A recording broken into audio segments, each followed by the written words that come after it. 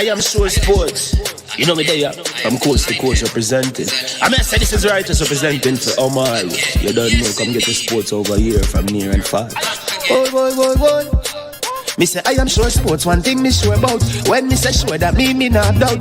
Come get your sports, get it over here. Come subscribe, repost and share. I am sure sports, one thing me sure about. When me say sure, that me not doubt. Come get your sports, get it over here. Come subscribe, repost and share. If me not sure, that me not say it. Know who score, that me not say it. Never know the game play, that me not say it. If me never seen a game, me no know who play. For your sports news, better come over here so. For your soccer news, then come over here so. If you don't love sports, still come over here so. For the day done, you are gonna love over here so.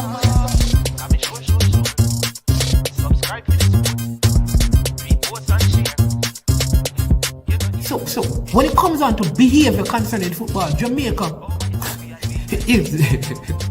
is decent. I am sure that if we can get all of these things done, set in place by the end of April, it gives us enough time before the World Cup campaign.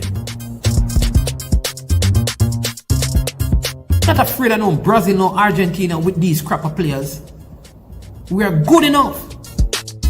Remember to like, subscribe, share. Listen, comment. Let me know what your thoughts are.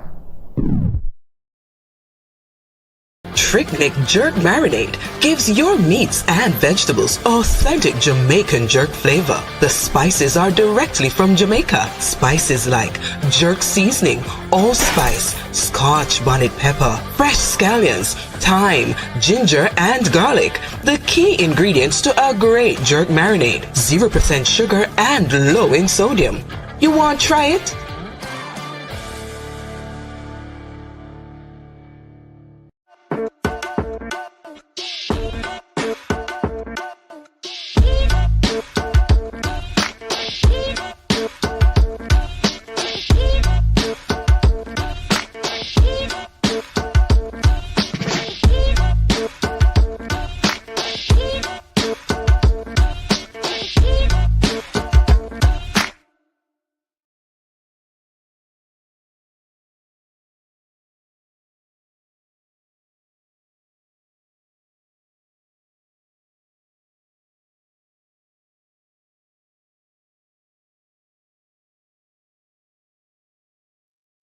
All right. Good afternoon and welcome to I Am Sure Sports. I am your host, Manningsman, and it is Super Friday when we have a super fantastic day on the show with you, our subscribers, viewers, and friends. Yes, it is the day that the Lord has made. Let us rejoice and be glad in it. Big up to you all. We look to the hills from whence cometh our help. Our help comes from the Lord who has made the heavens and the earth. Big up to the early commenters, a man like CC, Sports Love, and also to Triple E. Bless up for the self. As usual, if this is your first time on the platform, make sure you hit the like button. You share the content, but most importantly, you subscribe. All right? Subscribe. Critical to what we do here. This video is powered by Prestige Finance, lending a helping hand when you need it the most. They are over there in Linstead, St. Catherine. If you need some money for regular some fest, this is the place you can get it right away, same day. You need some money for that AC. Yes, in this hot condition in Jamaica, check out Prestige Finance. If you need some money for back to school, check them out. Who's that? Big up Dapper Force, biggest sound in Western Jamaica. Them don't clown around. The only thing about Dapper Force that is not good right now is Manchester United, because Dapper Force supports Manchester United, and right now United moving like divided. You understand me? But big up Rastafarian cousin in the building. You understand me? No fashion Rasta, real Ital Dread. Aya. Big up, aka Drew Fortis, the man who says there are two truths in the world, right? Two sets of people. People who go to Kingston College and people who wish they go to Kingston College. That is what they say. But we'll burn that argument every moment of every day. Big up man like Ricardo Baggio, aka man like Marvin over there in the Canada. You understand me? Bless up yourself, my general. All right, we have a lot to get through. Listen, you see this hat that I'm wearing? You see this hat that I'm wearing? God-given talent. Yeah, we will be having the owner, of God-given talent live on the show today. You understand me? Yeah, he will be here talking. You understand me? Yeah, talking on the show. So that will be a fantastic conversation. We're looking to have Marlon Glean, Andre. We're looking to have Andre Fortune as well. We're going to talk about development in terms of football. So we have a good show lined up for you today. You understand me? So please stick and stay. And if we have time, we may cross over into some happenings in the EPL in terms of transfers and all of that. Here that Sesko is being viewed by Manchester United, and that they have also signed, finally, all right, signed Mbuemo from Brentford. Yeah. And they have Cunha that they had already. Manchester doing something good over there. So let's see. You understand me? They have some players that they need to get rid of. So let's see if we'll be able to touch on that. So we're going to have the Grenada FA president, Marlon Glean. Hopefully he'll be able to join us. And we have like I said, the owner, founder of God-Given Talent Merchandise. He'll be here, and we're going to work on a partnership to get this brand from African American, English Jamaican, English African, African English.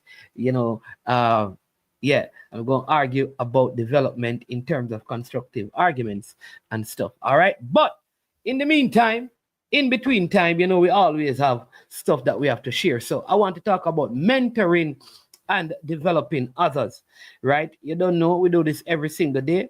You understand me? 5 of us, 10 of us, 1,000 of us, it doesn't matter. 1 Corinthians 4 verse 15 said, "For though ye have 10,000 instructors in Christ, yet have ye not many fathers. For in Christ Jesus I have begotten you through the gospel." Big up and Ramsey. I am so special says, begging you to ask Marlon a question. Can he confirm if Grenada is going after real girl goalkeeper Yasmin Jameson to play for Grenada? All right, I can ask him. I doubt that she'll be able to, because she has played more than the games already. But we will see. I can still ask, all right, when he comes on. The glory, Proverbs 20:29 says, "The glory of young men is their strength, and the beauty of old men is the gray head." All right, so someone has already been to where you hope to go. Find them and borrow the map. All right, so someone has already been to where you hope to go. Find them and borrow their map. Mentors release provision, protection, and promotion. A grateful person is generous with all they have and what they know. An ungrateful person is selfish with what they have and what they know. Whoever has your ear has your future. Judas and John had the same mentor. It is not what you're hearing, but how are you hearing it? Ideas come from the young. Wisdom comes from the old. Give the ideas a voice. Give the wisdom veneration. All right? Another man's pain is your wisdom. Wise voices equals wise choices. Criticism comes from critics. Correction comes from mentors. Criticism tells you the truth. Correction tells you the truth in love. Reject critics, receive correction. All right? So I hope someone would have heard something that can add a little value to your life or make a difference in some way, shape, or form. Because that is what we strive to do. You understand me? Present information, and from the information we present, we hope that people will listen and, like I said, just apply some wisdom. Maybe we can even have a Jamaican who operates an academy on like an individual to kind of find out or figure out what they feel on this. Garfield Robinson, we will see. We want to get as wide um, uh, of views as possible on the particular topic. So let's see how that can go. And yeah, all right. Yeah, man. So again, it is Super Friday. All right, this is what I want you to do, right? Pick up your phone right now and go in your contact or on the YouTube, pick up your phone, bam, bam, bam, and send it to 5 person and say, listen, you need to watch this show. It's a big show. It's a big show. You need to watch this show today because it's a big show. It's going to be a good one. And management is going to be sharing some pivotal information, and he will be having some very interesting guests that you would want to hear. So why don't you do that? Yeah, man. Go ahead.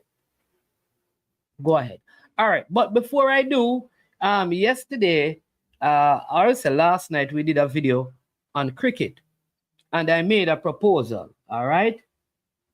All right, what was the proposal I made? The proposal I made is that the West Indies Cricket Board, or Cricket West Indies, need to just admit that the present crop of players have like gone through the gate. There is not much change you're going to get out of them or get from them.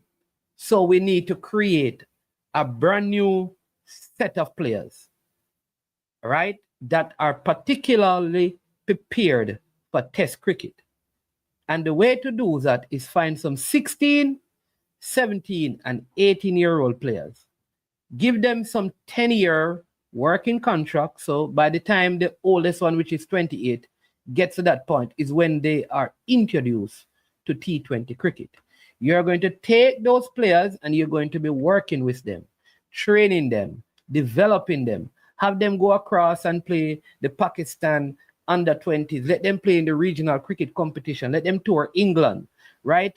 They are not the West Indies senior team. What you're doing is preparing them, because by the time they reach 23, some of these players will now go into the full West Indies team. Part of the contract that you're supposed to negotiate with them is that, listen, give us 10 years, we will take care of you, right? And you will play Test cricket once you're up to the standard. All right, we will give you a good retainer to keep you in the game, because we don't want you to go and play T20, start making all of this franchise money when you're not properly developed, and then you can't come back to play Test cricket. So somebody's saying that it is nonsense. Let me read the comment, because sometimes people comment on stuff and they really don't listen the context of your argument. So big up yourself. This person is of course I'm not going to like call your names or anything. All right, but I want to make sure that I answer this question. I read this comment from the person and give you an indication sometimes of when we don't listen, or we listen because we believe that there's something to be said. We misrepresent people, and sometimes we make what I call it a fool of ourselves. So let me go to the comment. It says, so what you're saying, invest in some 17 years old to play future Test cricket? Yes. So what happened to right now? You use the players. You use the players that are there. We don't have any choice.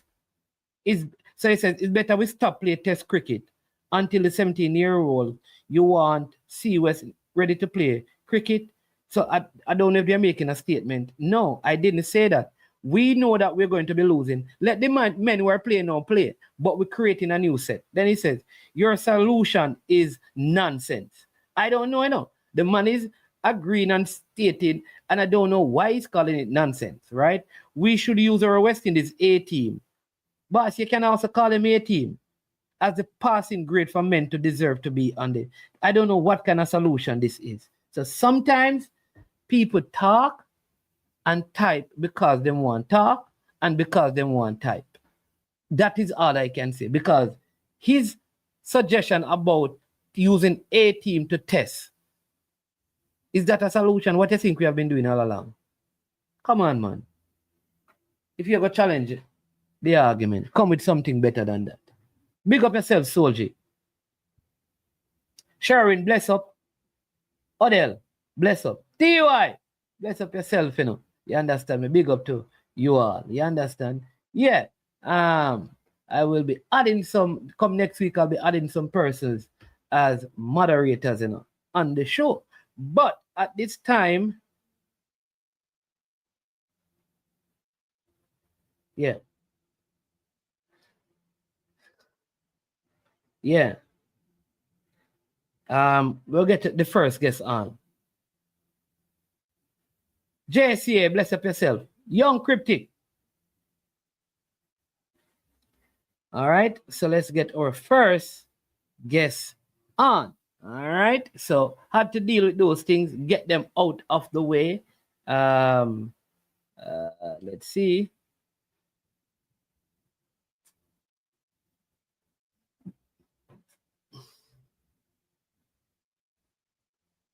Let's see if we can get our first guest on.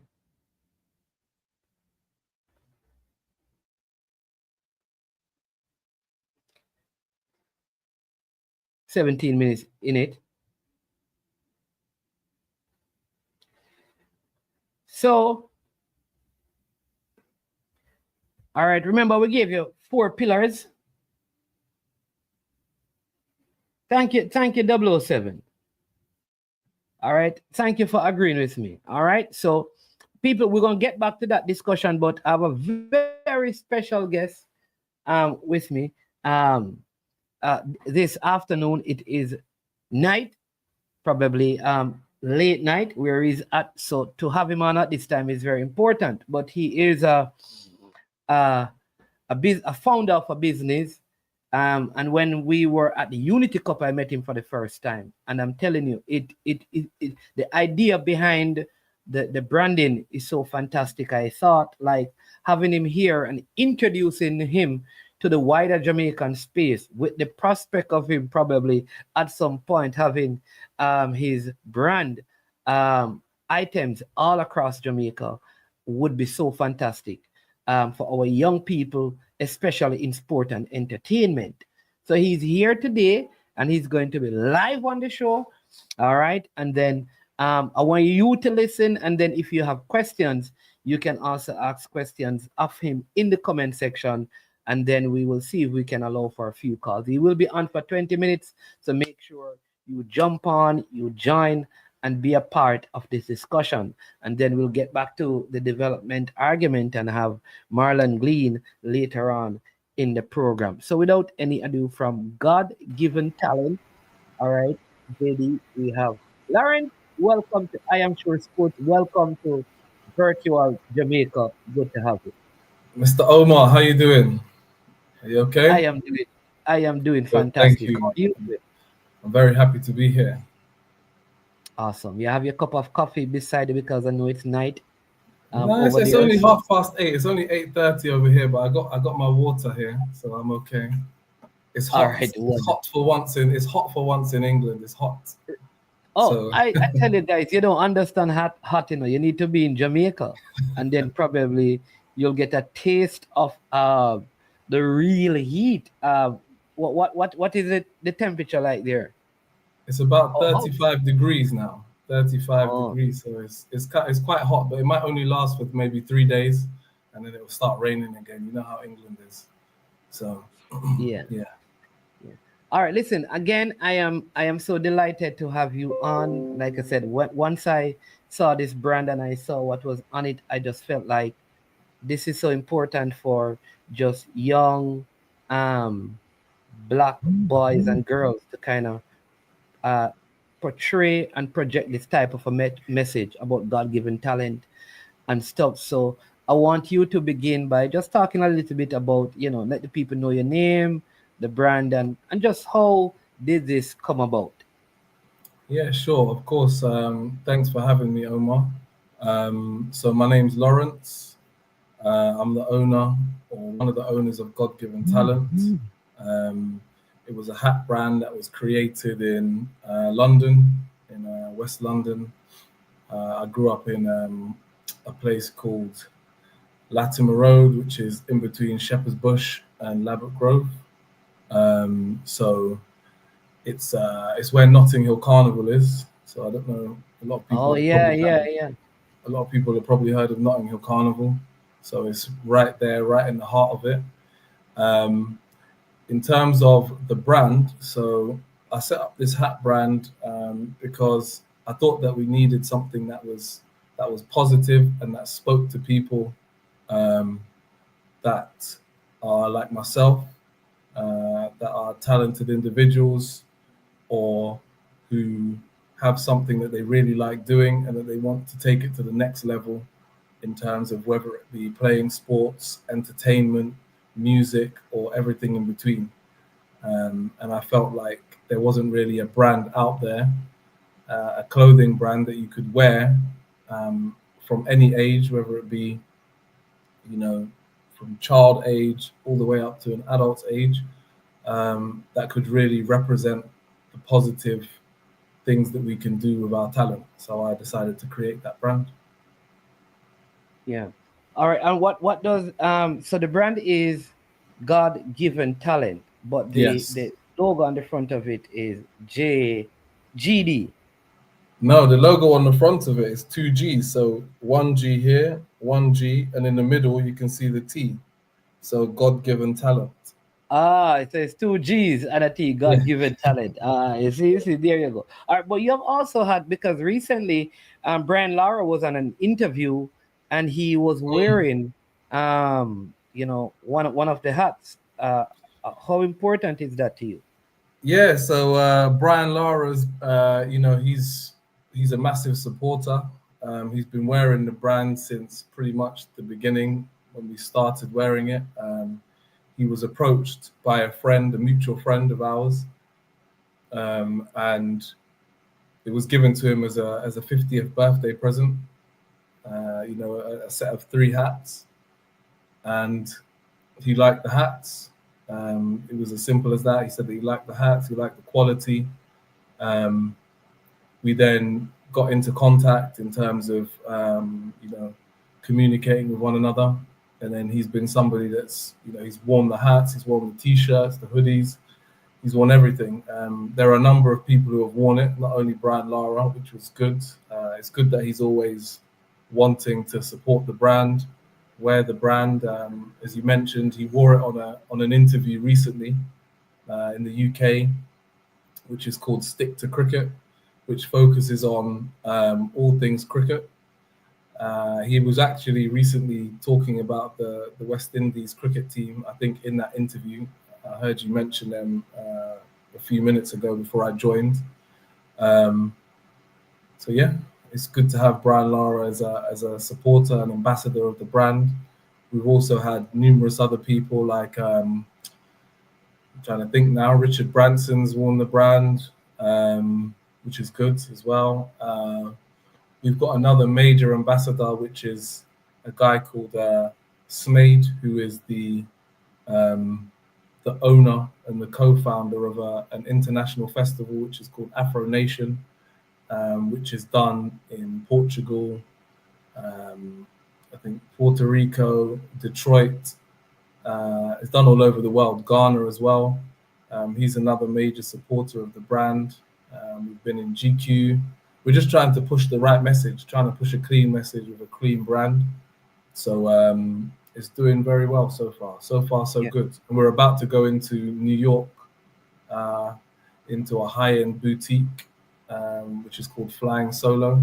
So if any of your supporters and watchers are based in New York, then they can also purchase the brand in New York from the 1st of August, which is good. Okay, as of the 1st of August, so it will be available there.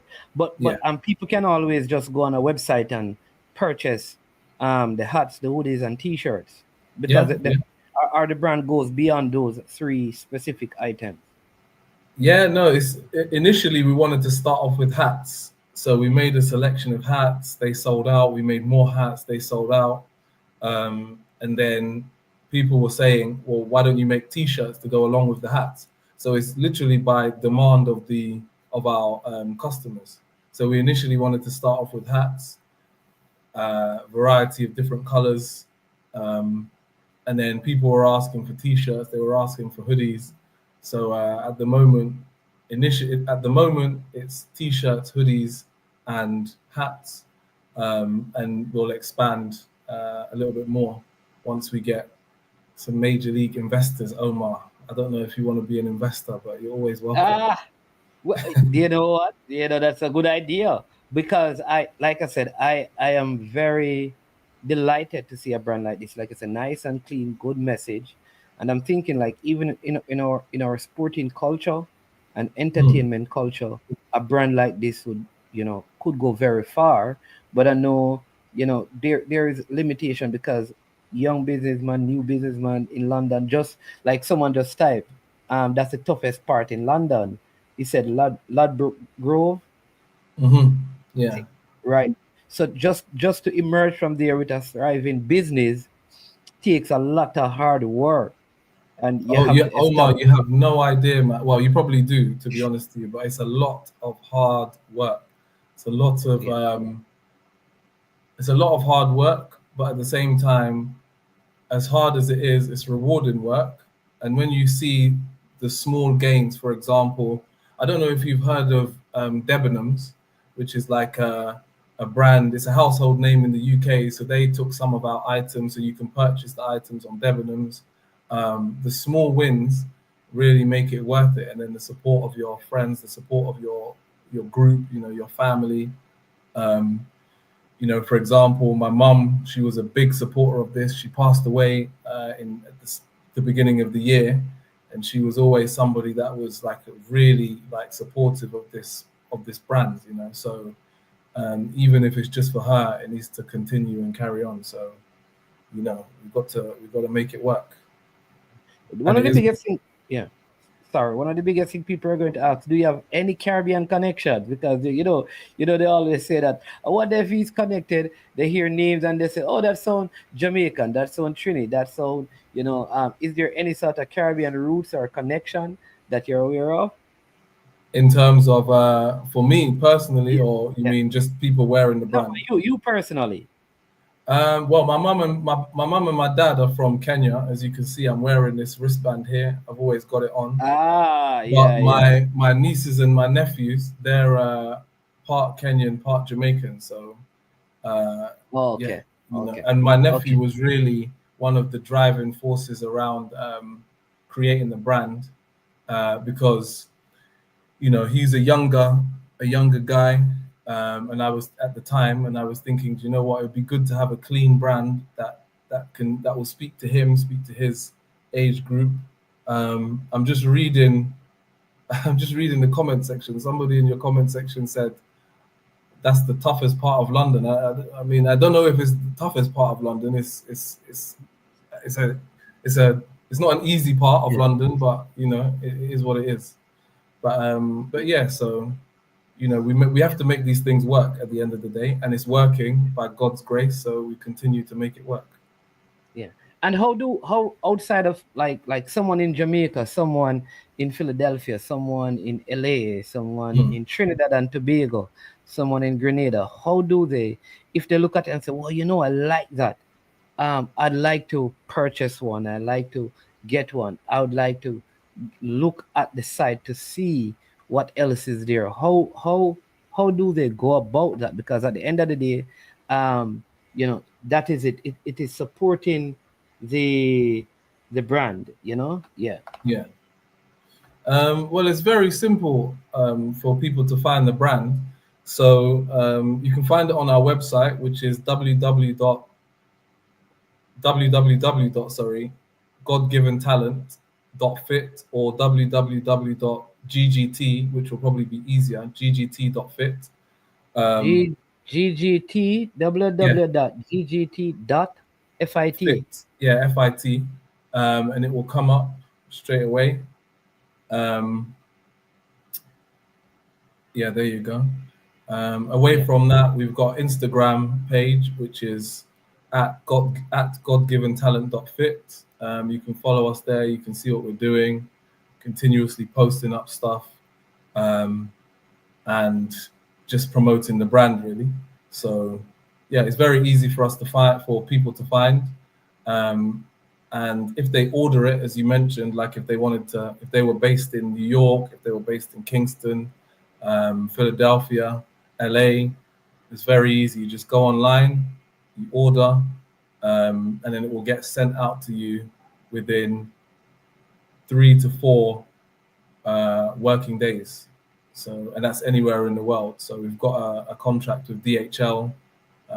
We've got a small kind of warehouse where we keep our stuff, and it will literally get sent out to you within 3 to 4 working days. It should be at your door via All right. DHL. Yeah. So, people, here's what we're going to do, right? Because, you know, I am sure sports really always supports like quality branding and stuff. So, um, we you know, this is something Lawrence and I spoke about, is just making this a special moment. So maybe next week Friday, we are going to have something where we can show you some pictures, and then we're going to give you like a discount code, hopefully, right? So that if you are part of the channel, you can use that discount code to buy merchandise on www.ggt.fit, and you get a discount, right?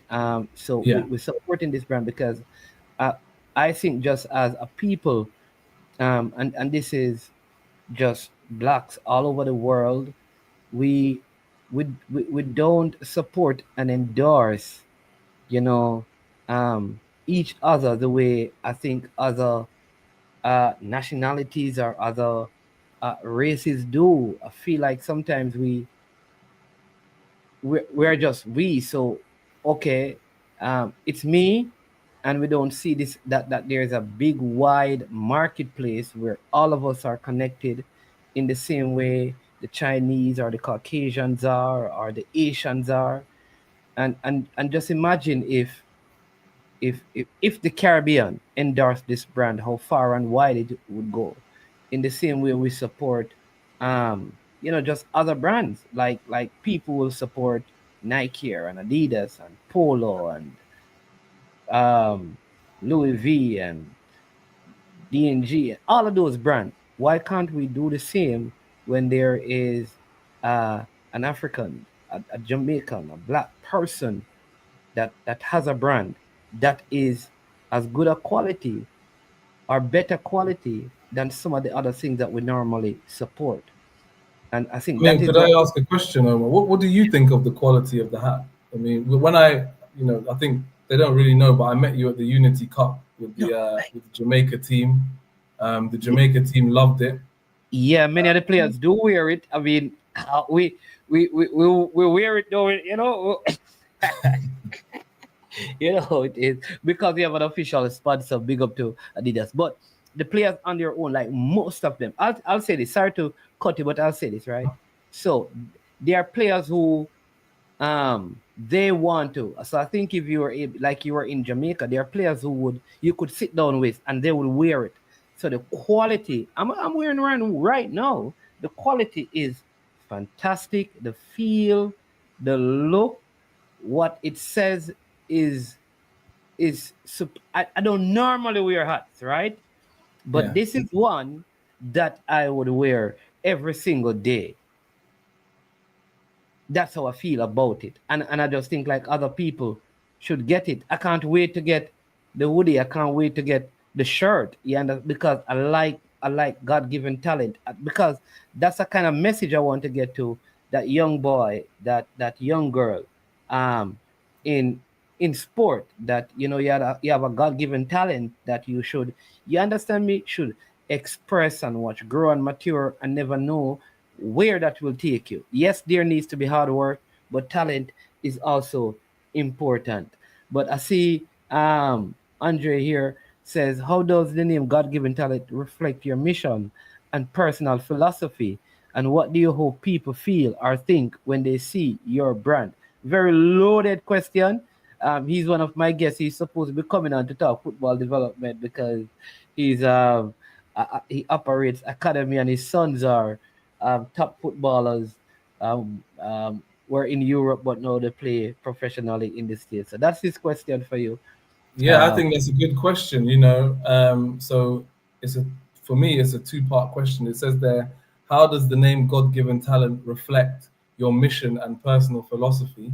Well, for me, in terms of the mission, when I first started the brand, the idea was to try and make something, as I mentioned, that was relatable to my nephew. I said that I grew up in Ladbroke Grove. Gunner Boss there said that Ladbroke Grove is one of the toughest parts of London.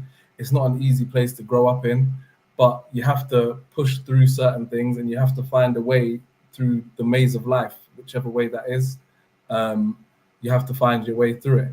So I wanted to create something, being a guy that was older and seeing my nephew, thinking, do you know what? I wanted to be able to speak to him and to people like him, black, white, and everything in between, but specifically people like him, to understand that they have a God-given talent, and if they do have a God-given talent, to use it in the right way, because we've all got a talent, we've all got a God-given talent, and just to use it in the right way.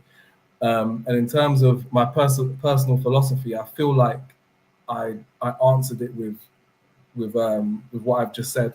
I feel like we're all created in the image of God, as it states, and we've all got a talent. Whether we can unlock that talent or understand we have that talent is a different thing, but we do have something that we bring that is unique to us in the world. And then when it says here, what do you hope people feel or think when they see your brand? I hope they feel and think that it represents them. I hope they look at the brand and they feel like, do you know what, God-given talent? Yes, that represents me. I've got a God-given talent. Whether it's playing, whether it's a sport talent, whether it's a musical talent, whether it's a cooking talent, whatever the talent is, use it, express it as it was meant to be used and expressed. yes. Yes. All right. Well said. Well said. Well said. Right. I like that. Right, Andre. I hope that answered your question, and that you will, probably go and check out www.ggt.fit,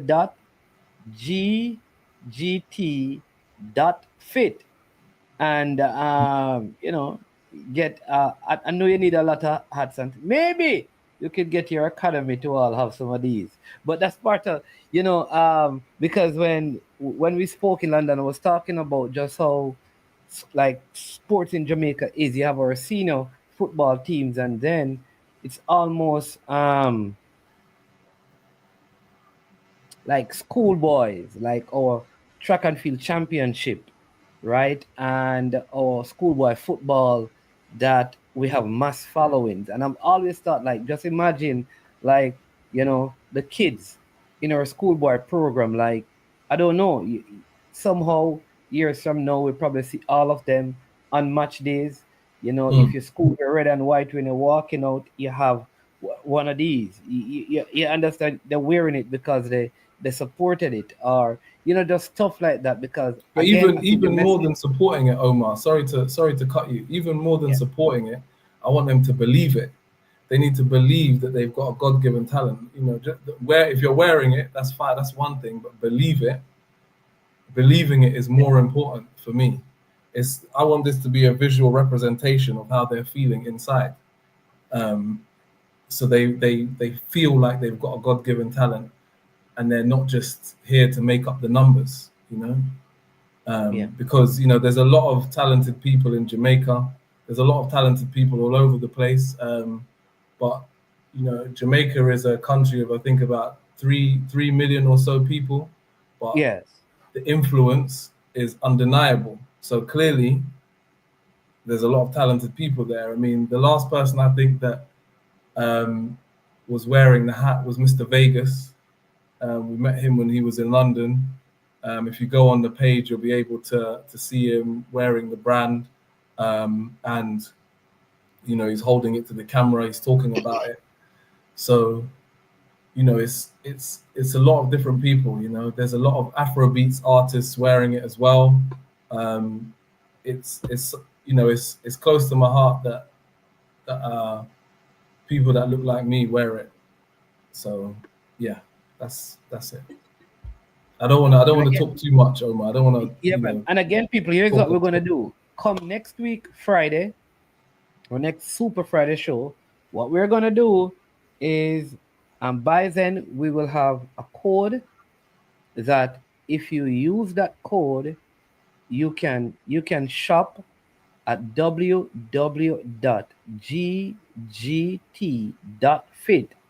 and get a discount on merchandise, right? So all of you have been asking, I Am Sure Sports, where is the I Am Sure Sports merchandise? All right, so what we'll do is that you'll have it now. You go straight over there, so you can get, when you buy God-given talent merchandise, you're supporting I Am Sure Sports. Look at that, right? So Demo, Triple E, all of you who have Gunners Boss, who you have been talking about, where is the socks? You want I Am Sure Sports socks. This is your opportunity to support a brand.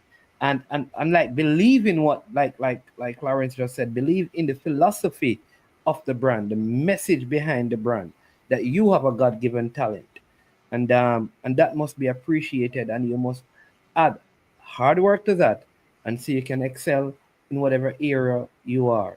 All right, you see it? Full time to get some merch, gonna support it. There you go. So support the merch, Odell. I know you will. All right, and you don't have to wait until the code. Some of you have more. You don't need no discount. You can buy without. You can buy without discount. No, I know many of you in Jamaica are saying that how we are hoping that one. I don't know how it's gonna work, but you can also order. It may take some time, but maybe if you operate a clothing business, and you would want to have them in your store, you can probably reach out to Lawrence, and you can buy them wholesale and then sell them back resale in your store, again, so that the brand can be out there. um, right, but you're in Kenya. The brand is available in Kenya. Do people in Kenya Yeah, wear it's it? available. It's available in Kenya. It's available it's available globally online. But in Yeah. terms of being able to purchase it, it's available in Kenya. When you actually do purchase it, we donate £1 of the purchase to a school in Kenya, so it gives back. But we're trying to do the same thing in other different places as well.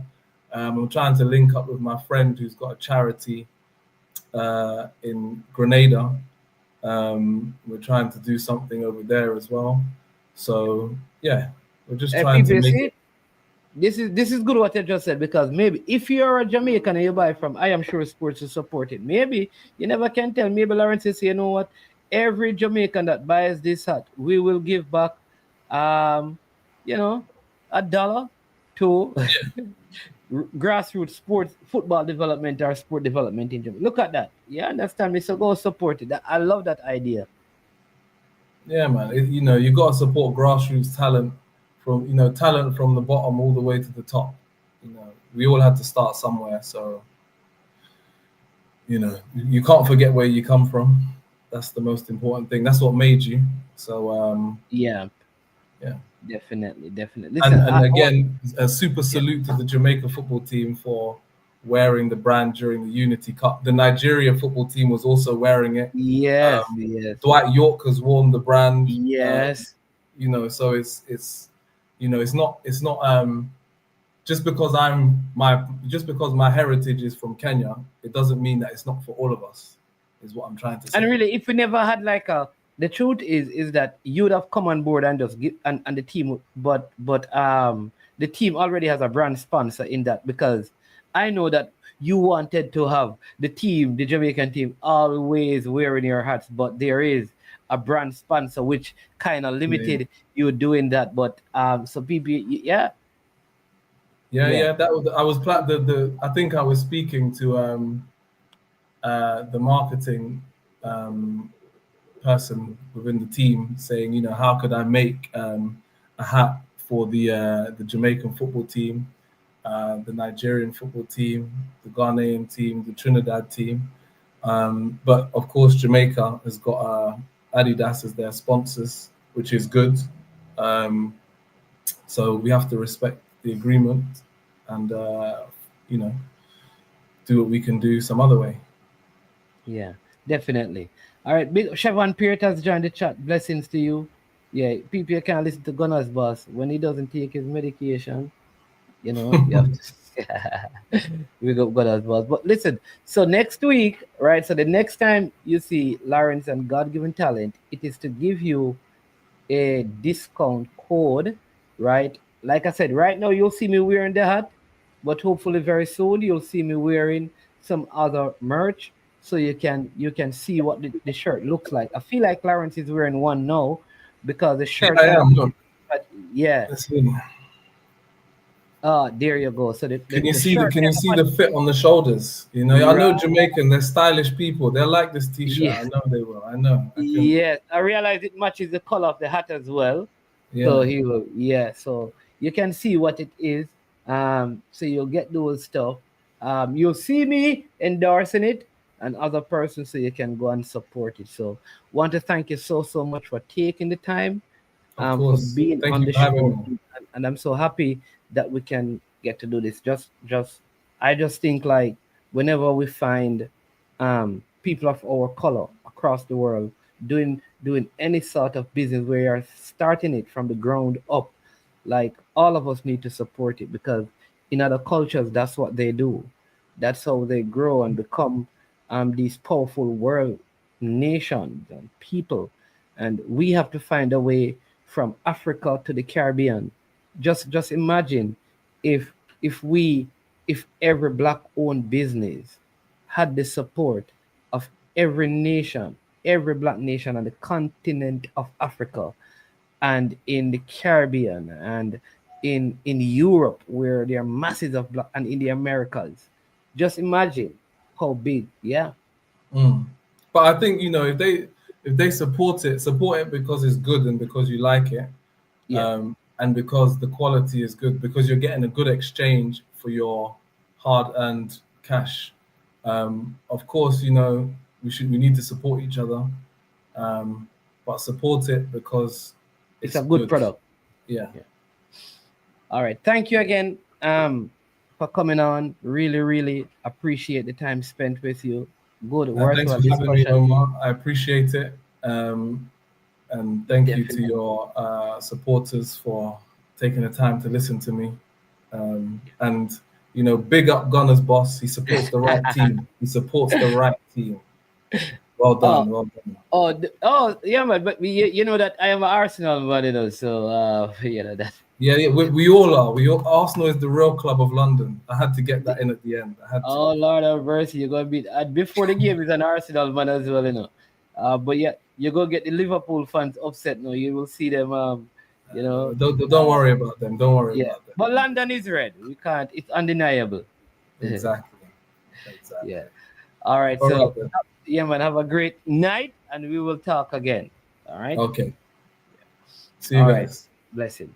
All right. So there you go, people. That was God-given talent, and like I said, that we're going to give you a discount code come next week, and so that way you can go on and buy merchandise and get a discount. This is an extension, of I Am Sure Sports. You understand me? Yeah. All right. So before the game, time to I want you to It's time for you to join the show right now.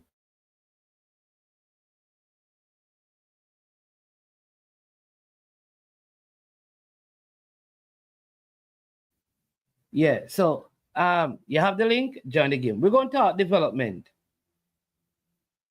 We're going to talk development. All right. I did touch on this about the four um areas, high quality environment, high quality coaching, high quality uh partnerships, right? You remember the show, right? we had we need to have high quality environment, and we looked at what that environment was all about. We also discussed having high quality coaching, meaning, coaches that understand um you know all the components of a child's life. Yeah. All right. We have high quality partnerships in terms of getting, which is something Andre have oftentimes said, getting all the stakeholders involved in the whole planning. And we have talked about high quality pathway, you know, so we understand the different stages that each child must go through to get them to not a national team, but to professional football, for those who want to be um, a part, want to be professional footballers. Big up Bomb Sport as well. He's here on the platform. Again, like I said, big up Siobhan Peart. Our guest, Marlon Glean, said that it looked like he'll be having some difficulties joining the show today. But the argument of development continues to I don't want to say plague Jamaica's football, because there are so many ideas out there. But when you think about the place where Jamaica's football is, the truth is you don't get the feeling that there is a strategic development plan that is visible. Like, if you walked around Jamaica and spoke to people in the different parishes about the developmental plan for Jamaica's football, then you'll probably get a different answer from every person, because there is no clear pathway, there is no clear vision. And I'm talking about not just random people, but people who are involved in football. I believe even if you ask like parish presidents or persons who lead confeds, you'll probably get variations in the answer. I believe even if you go to the different coaches that make up the GFF coaching system, you are going to have probably different answers, because where the vision is not clear, people cannot be unified where it is concerned. So, what then is the beginning point?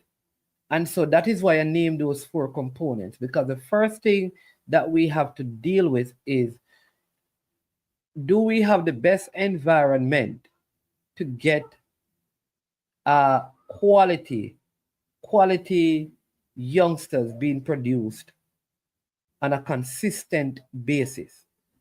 I made this point in my last show that when you consider global world standard football, most of most of the best players come out of structured, organized club system. You have some variations when you look at like a France, because they have a national academy that do put in some work. But the most consistent pattern that we have seen in world standard is proper club structure that develop talent, not for national representation, but for business purposes in terms of selling players or having them within their own academies to earn by winning and the success of the club. All right, critical. Like I said, a variation would be France, but the general pattern is club.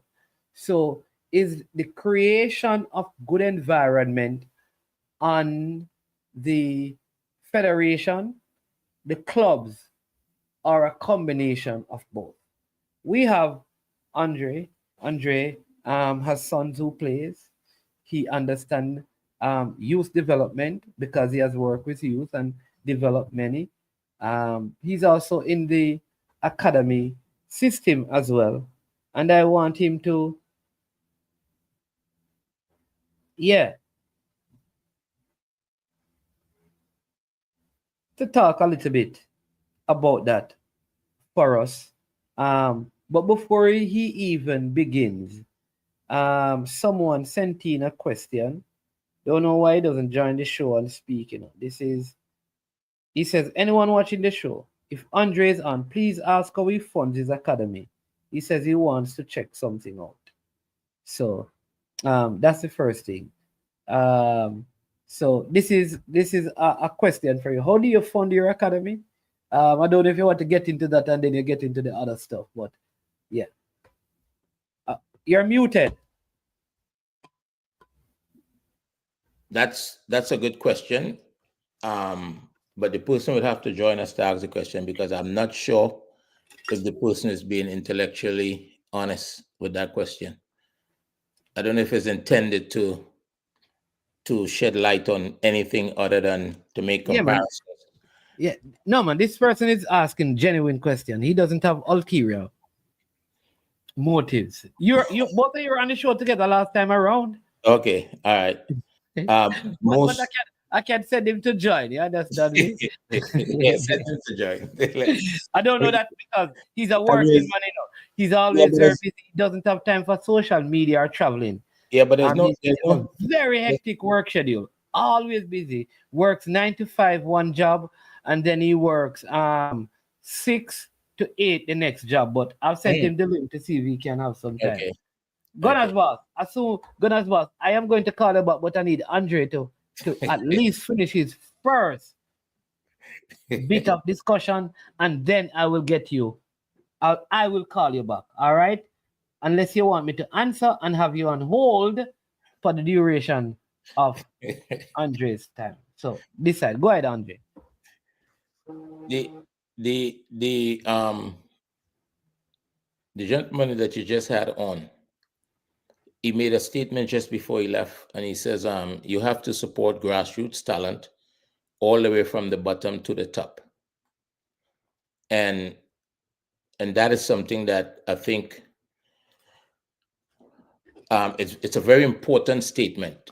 It may seem simple, but the topic that you're discussing requires that support all the way from the bottom to the top. And what does that support look like?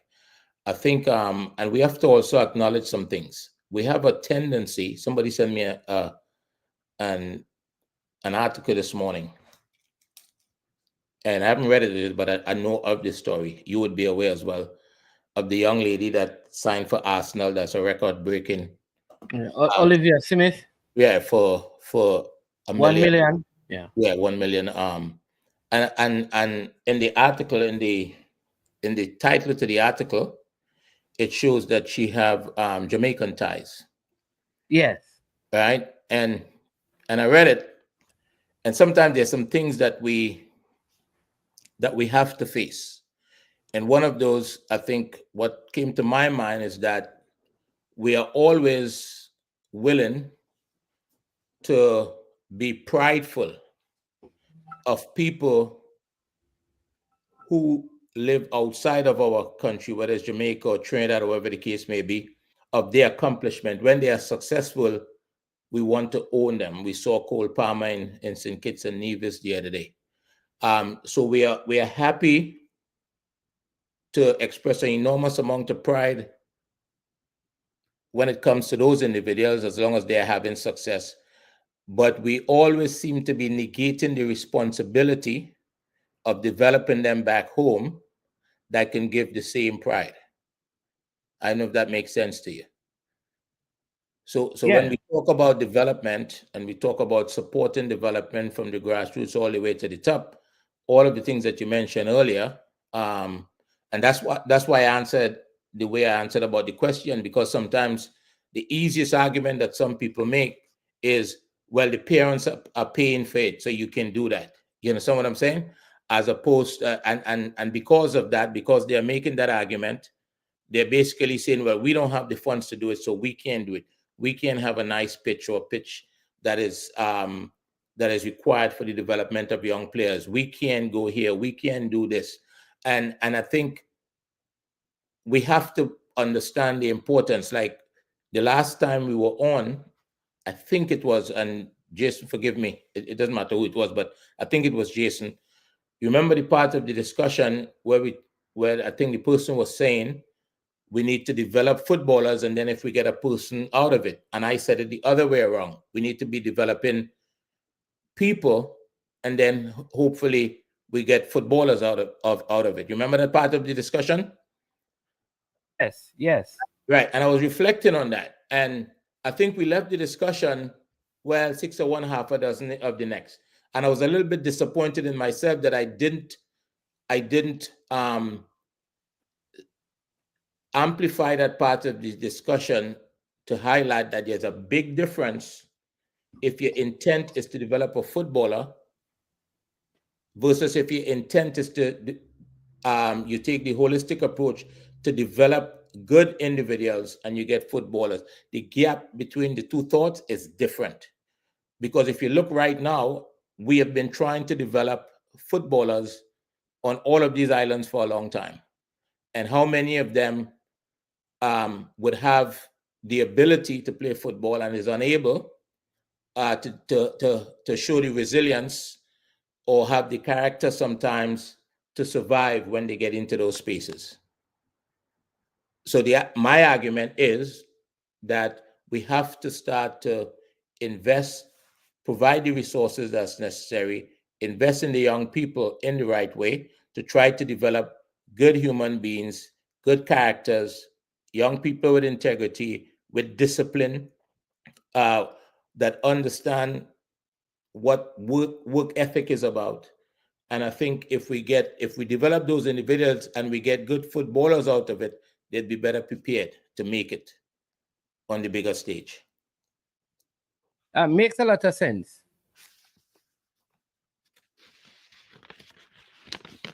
That makes a lot of sense. So it is the human who comes first, and hopefully we can get, because if you see it, we don't. Not everyone is going to be, like I said, successful at football. But if they are not, are they now? Like I said, have we developed a human, which is critical? Because what if they don't make it in football? I wouldn't use the word hopefully. Not hopefully, because we are using football as the tool. Football is a magical tool, right? And we're using football as the tool to develop these human beings. So there is a chance that we can get footballers out of it. But we know it's not going to be, it might be 10% of them, it might be 2% of them. You understand what I'm saying? But the benefit of it is when you're going to develop human beings that when they go to school and get the 6 passes and the 8 passes and the 4 passes and they join the bank, they're leaving home in the morning to come to serve the citizens of Jamaica, of Trinidad, of St. Vincent, of Grenada, right? And hopefully they'll be working in a way that you don't have to spend 2 hours in the bank to do a transaction. You understand what I'm saying? They're there to serve you. They're there to make sure that you have a good experience when you come in. That's my argument in terms of the value in developing good human beings, using football to develop good human beings. And if we get some professionals out of it, professional footballers that could represent the country, go on and play football at the highest level and represent the country, then we're in business. And that's something that I think we could really have pride in, as opposed to most of our pride is invested in somebody who was born outside of the island and had success. We had nothing to do with the development in the game. And this is just take this in the context in which it's delivered. It doesn't mean anything outside of what it's supposed to mean, because we all do it, right? And our pride is not invested in that situation.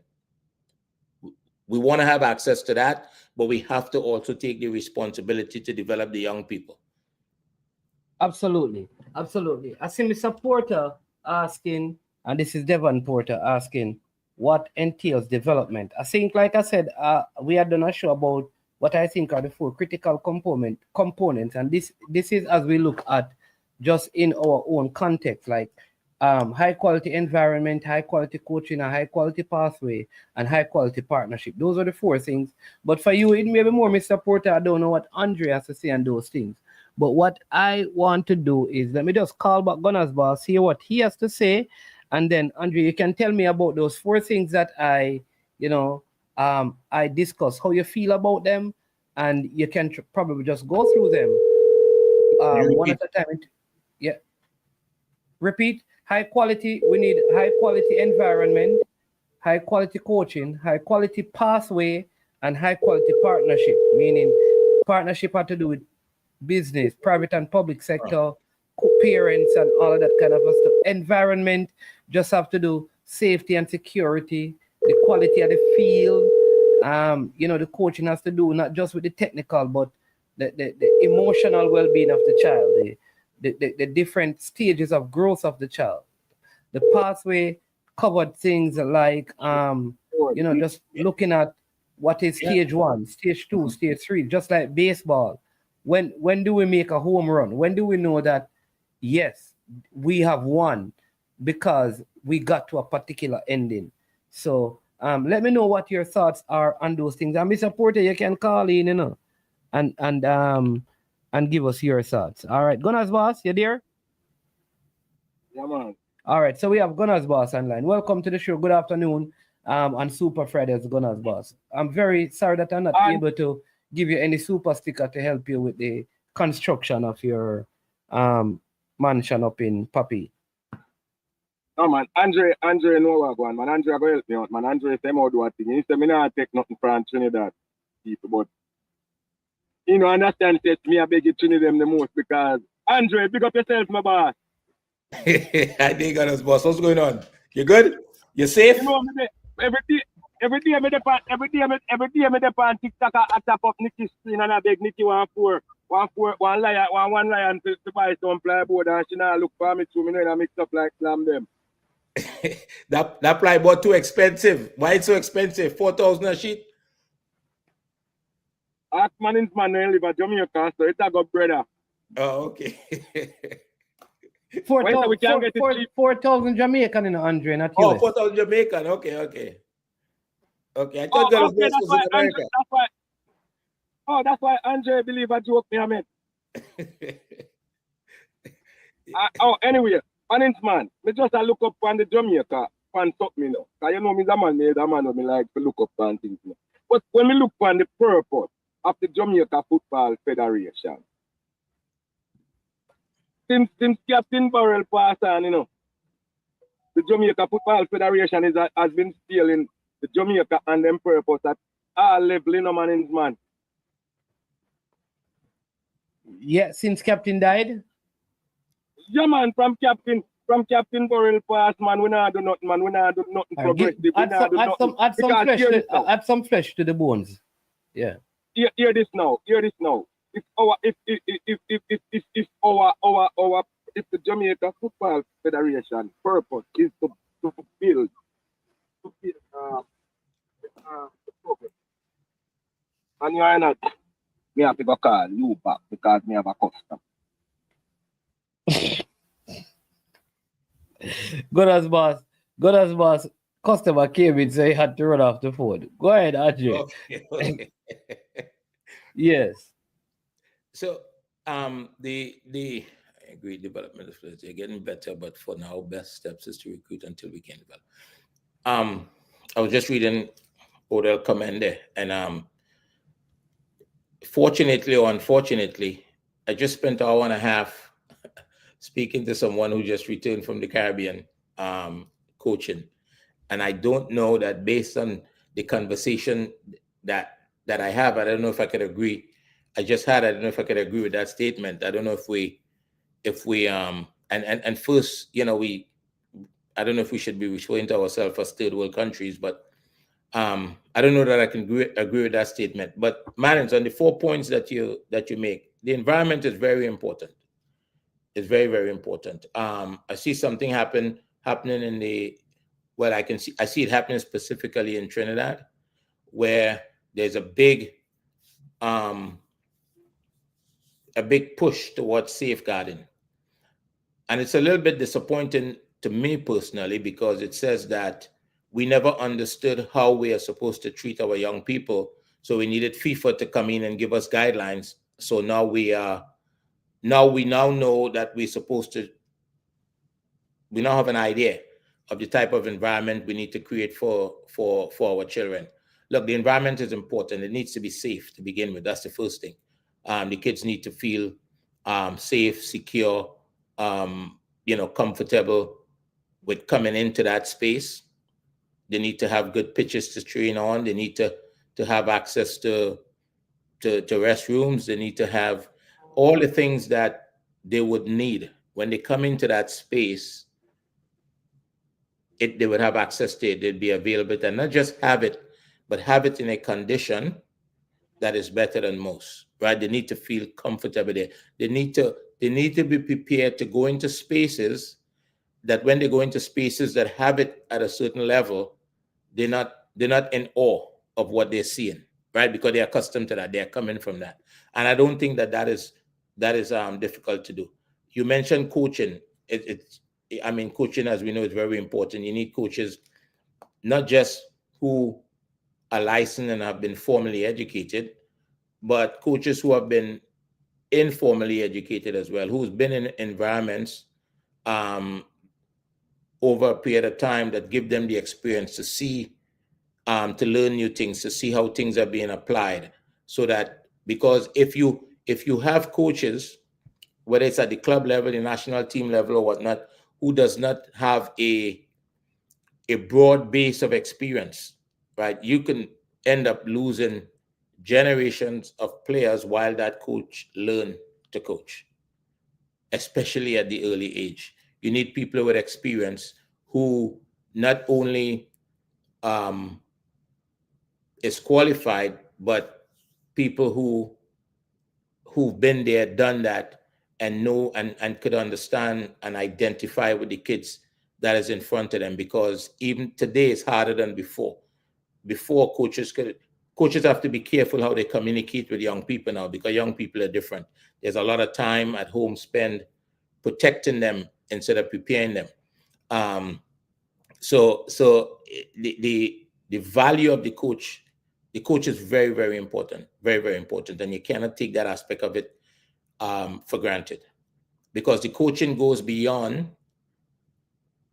I was speaking with another coach today, a very good friend of mine's, and part of the conversation was about the kids that have moved on and they still seek your advice. They still stay in touch.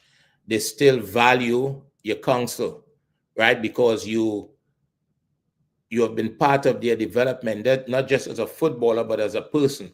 So they are having experiences in their life, and they are drawing on things that you taught them that wasn't football, right? So your job as a coach does not end when that person moves on, especially if you have done your work properly. I've had kids call me to talk about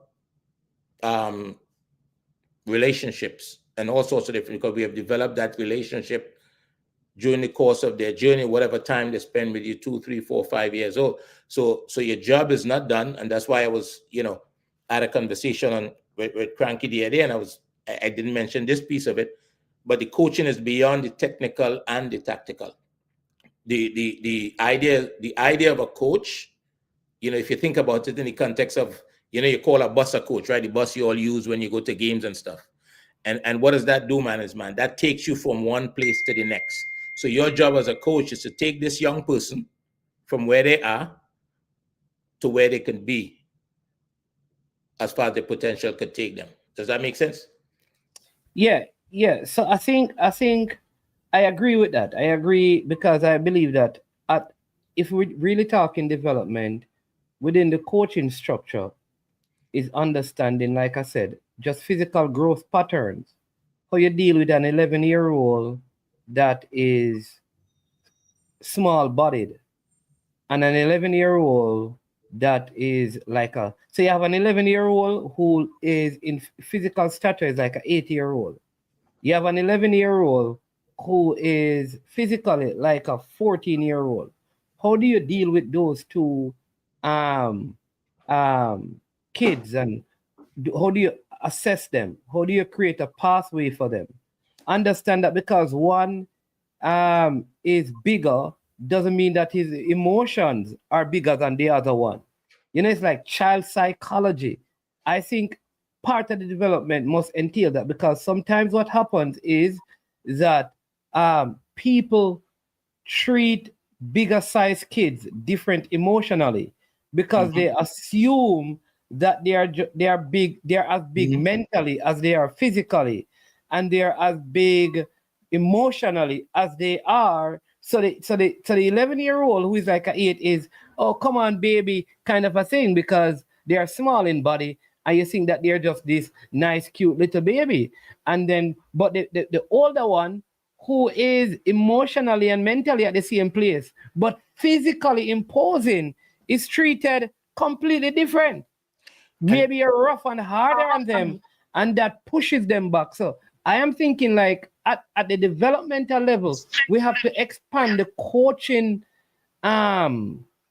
knowledge to cover some of these specific areas if we're going to produce high quality players. But I have a caller online, Andre. I'm going to let them go. Not off the phone, but let them go in terms of say what they want to say, and then I'll come back to you. Yeah, Welcome just to hold the that show. point because I want to get back to that point when Yeah. you finish. Yeah. Yeah, a man is man. Yes, Yes, sir. there. CC. The point that you made is a critical point, because I think it's something that it's involved now in the football as in the coaching, and I think probably other coaching courses would have added what they call like age in football.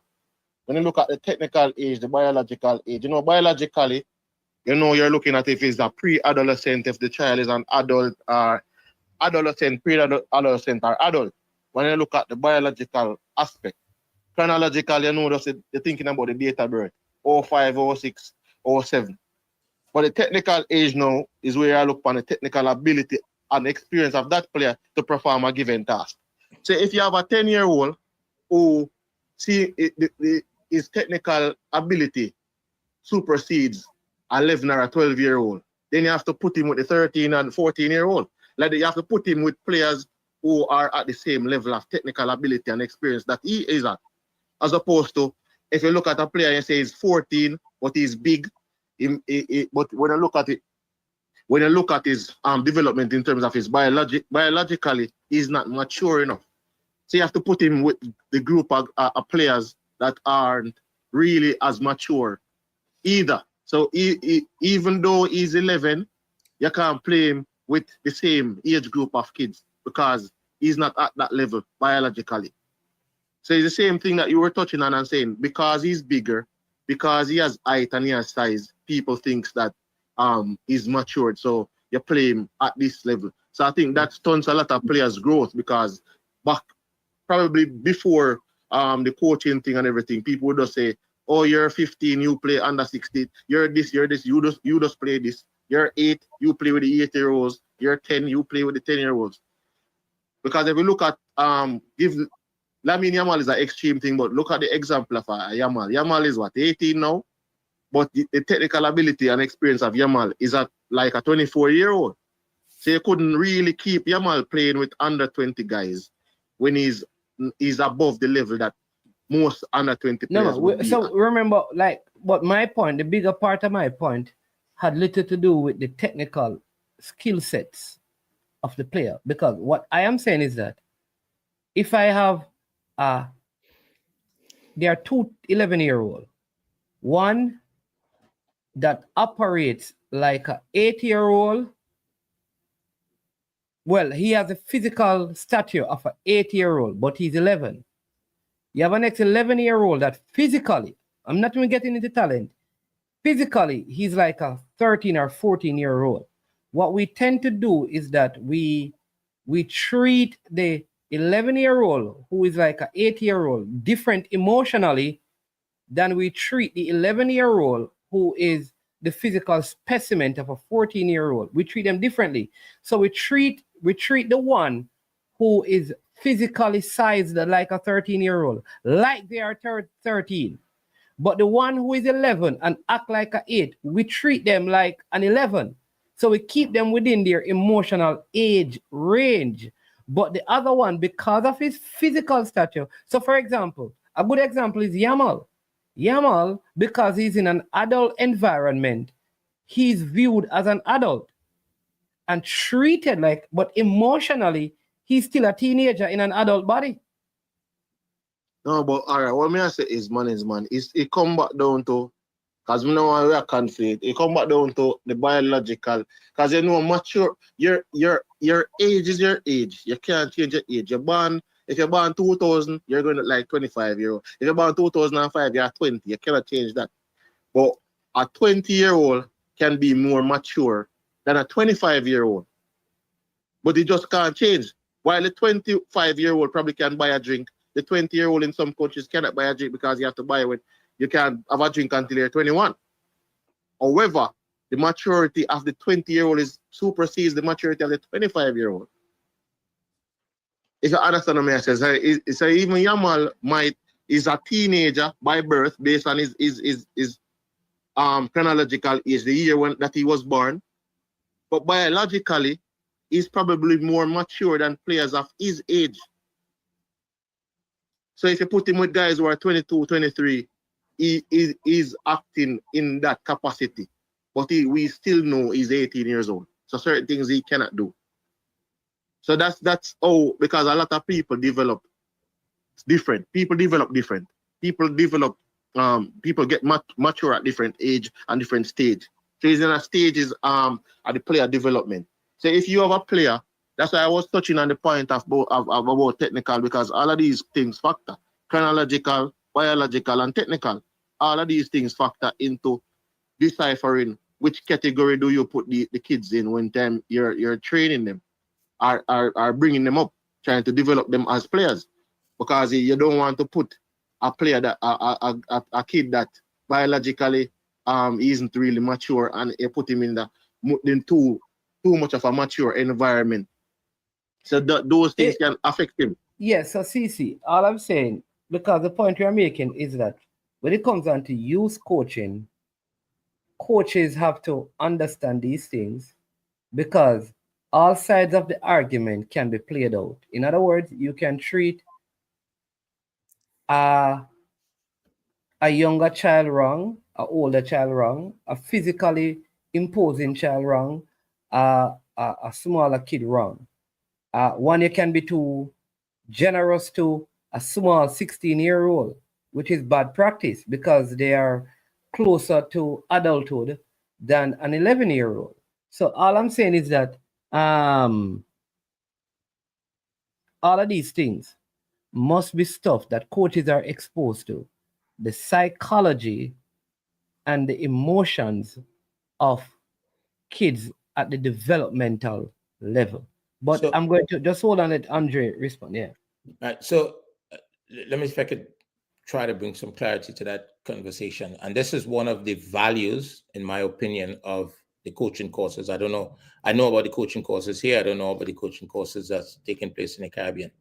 When you're dealing with young people, it's very important that you understand, if you have a team of kids that is 8, 9, 10 years old, what are their social characteristics? What are their emotional characteristics, right? Language, cognitive characteristics, physical characteristics. So if you understand where a kid 9 years old would be emotionally, then you can create an environment. Like when you go to train when the day come, you may understand that a kid at that age, 8 years old, they probably beginning to become a little self-conscious, right? And that would influence how they feel about what you say to them. So now you have to tailor your behavior with that in mind. So to management's point, even though the kid is bigger, it doesn't mean that he's and he's what I think you used the example. He was 8 years old, but he has the size of a 14-year-old. It doesn't mean he have the emotional characteristics of a 14-year-old. So we can't talk to him different. But you, as a coach, you have to understand that. There you go. You have to understand that. You have to understand that that some kids, not all of them is the same way. They may be asking a lot of questions at that age. So while you have to manage that they're not disruptive, you can't tell him shut up, right? Because that's the development stage that he is in. So understand the stage of development that kids are in, and looking at it from a social, emotional, language, cognitive, and physical perspective. If you don't understand that as a coach, then you will make decisions and do things that would affect the development of the players. CC? Yeah. The final thing I will say before we go though is that to expand. Do you agree or disagree with that? Do you agree or disagree with that? No man, I agree with it. It's built upon the same concepts because, as I said before, you have to understand. That's why I was saying I would expound on the fact that even technically, for example, just looking at this, a child at 11 who can do certain things with the football, and you still have him playing with kids at 11 that cannot do what he can do. That stunts the development of that child. Yeah, so but see, even I when think, you think, I think what, sorry to cut you, but I think what you keep going to is a technical ability. We're talking about the psychology of a child in how you treat them has little to do with their technical skills. No, man is man. I am saying to you that you're isolating the psychological side, which I understand.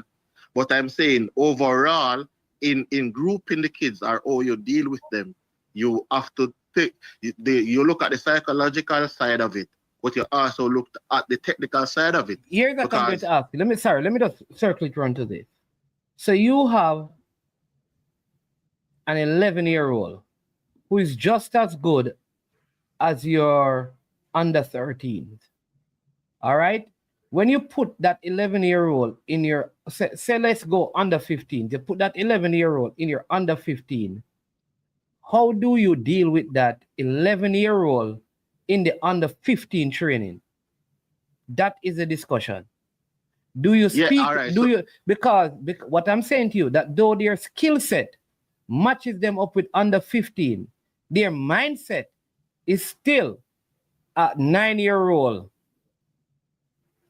So that's the thing now, man, what you have to notice. Even you're going to place him with kids who is at the technical level as those kids. But you also know that because of his age, biologically, or his maturity, or you speak to him is different than how you speak to the other child who is more mature than him. So but you cannot keep him at the level playing with guys who is better than at that point in time, because you still want him to develop. So I'm just saying, you have to know that it's just like you have 11 players. All 11 of those players are not of the same psychological makeup. They are not at the same maturity level. So it's just how you deal with them, individual to individual, man to man. So it's almost like, how would I call it? What people that say, man management or player management. So it comes down to the individual player management, and how you treat a certain group of players, and how you know to talk to a certain age group of players. But you still have to factor in that, not because he's not as mature as the 14-year-old, but he's still technically as good as the 14-year-old. So you have to play him with the 14-year-old. So CC, so you know that there are coaches who use expletives, not to say in expressing themselves. So they are dealing with an under 17 team, right? Mm-hmm. And so they think like under 17, they can have a 16 or a 17-year-old. But in that mix, you have a 12-year-old going to 13. But when that coach has the entire group together, he has an under 17 team. I am saying that in that setting, the coach may express himself using expletives, not specifically to the 12-year-old going to be a 13, but to the group. I am saying that is where the psychology of coaching is important, because now you cannot have that kind of a utterance in a grouping like that. But the coach is seeing it as his under 17, not his under 17 with a 12-year-old or a 13-year-old. But that is now the thing now, management, where we have to take those things out of the football, where we don't normalize certain verbal abusive type of language. Because yes, you might think, oh, you're dealing with a certain type of youth, but it is never okay to use certain language, irrespective of who you're dealing with. And I think that's what a lot of the coaches, they would have done it and gotten away with it for years. So you don't think coaches should use expletives to players who are in an under 17 team? No, they should not. Okay, all right. There are certain things I feel that are in football right now that we should try to stamp out, because it's not supposed to be normalized behavior as how you treat players or how you deal with players. Because it's just like what you said, even if you add a group of 16, all of the guys are 16. But what if some of them, they are 16 physically, biologically, they're 16 chronologically, they're born a certain year, right? But mentally, some of them are just 13. In their how they act, they're acting like 13-year-olds. So how do you know? Just start to deal with a child who you realize that psychologically he's not 16, but he's technically 16 in terms of how he plays. So that's the factor that a lot of coaches, I think, they don't apply to themselves. So certain things should be stamped out of the football. Certain languages are not acceptable. If you don't know how to talk to a player, to get him to do certain things, because you have this thing for Andre could say, like you have like coaching over the top, where you can stop the play and you show him, say, do this, or you put certain rules in place. Say you're doing a passing drill. I don't want to use the 16, but you're doing a passing drill, and you want them to pass. Every third touch is a pass. Then you tell them that if for example, the fourth touch of the ball is a foul. So by the time they get the third touch, they have to pass the ball. So I just want to get this. Because we don't have to go around. We don't have to use cite. We don't have to cite so many examples, because we just need to understand. So coaches should not use expletives to junior players. To any player in at all. So you don't believe that? Oh, so coaches should not use expletives to any player at all. Any player at all. Okay, just want to get that. All right, Andre. Any player at all.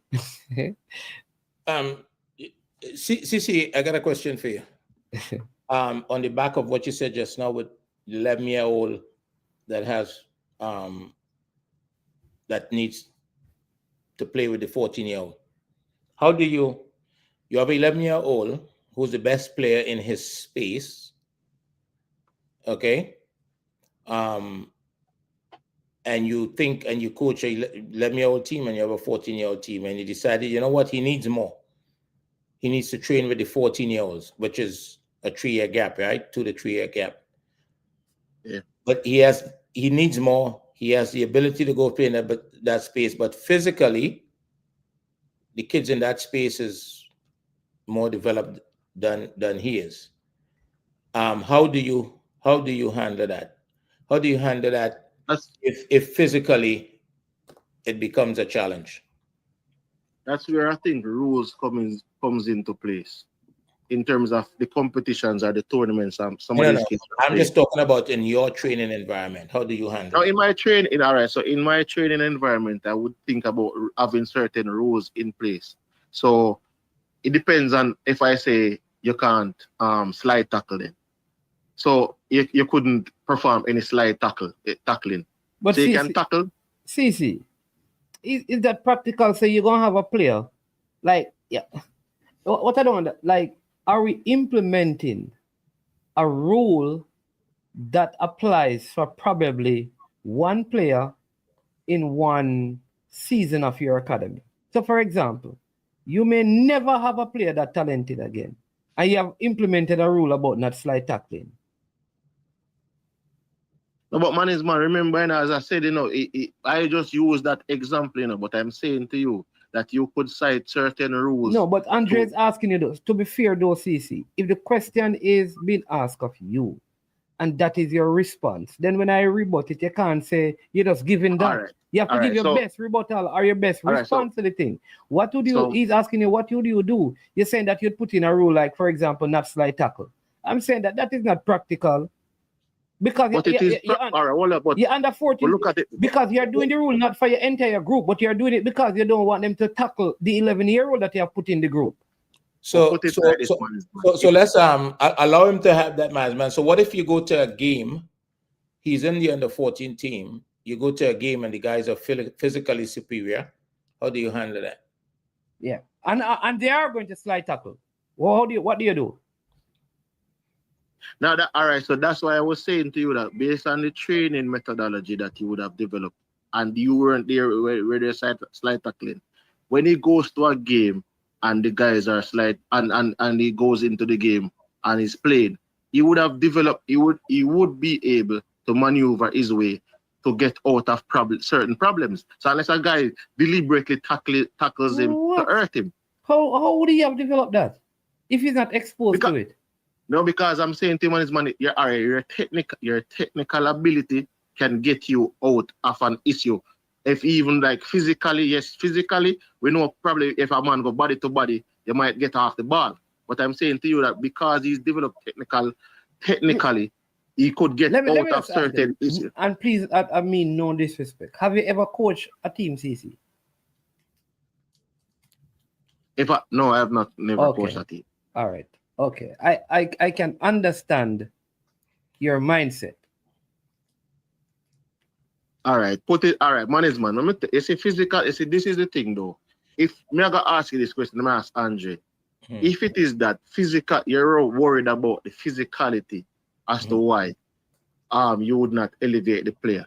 Would you keep the 11-year-old who is what is there to gain for the 11-year-old playing amongst his under 12 group mates when he's far superior to them? Okay, so this is what I would do. If I'm in this situation and I have an 11-year-old that's the best player in his space, and I think he needs more, and the opportunity I have for him is in a U14 space, I'll put him in that space. Now, I'll also understand that it will be challenging, but he will be going back and forth between the both spaces, because the reason, the things that he does that makes him the best player in a space, if he goes into that space with the under 14 and he fails regularly, then he'll stop doing those things. Okay, so I will have him training in between both spaces, right? To make sure that he continues to do the things that make him the best player in that space, but also give him an opportunity to figure out, I'll work with him on this, what do you do when they are bigger? What do you do when they are stronger? What do you do when they are faster? Okay, so when you have him thinking along those lines, then he'll start to develop qualities to deal with that. And when we talk about the game, he will play games in his space. He would play games in the older space. But if we go to a game and the kids are 30, 40 pounds heavier than him, sometimes the decision that you have to make is that he's not going to play. He's not going to play, because if you get hit by, just imagine being hit by a kid, because you can't control it in a game, being hit by a kid that is 30 or 40 pounds heavier than you, right? You can destroy his development, right? So development of young players is a very tricky thing, and we have to manage it.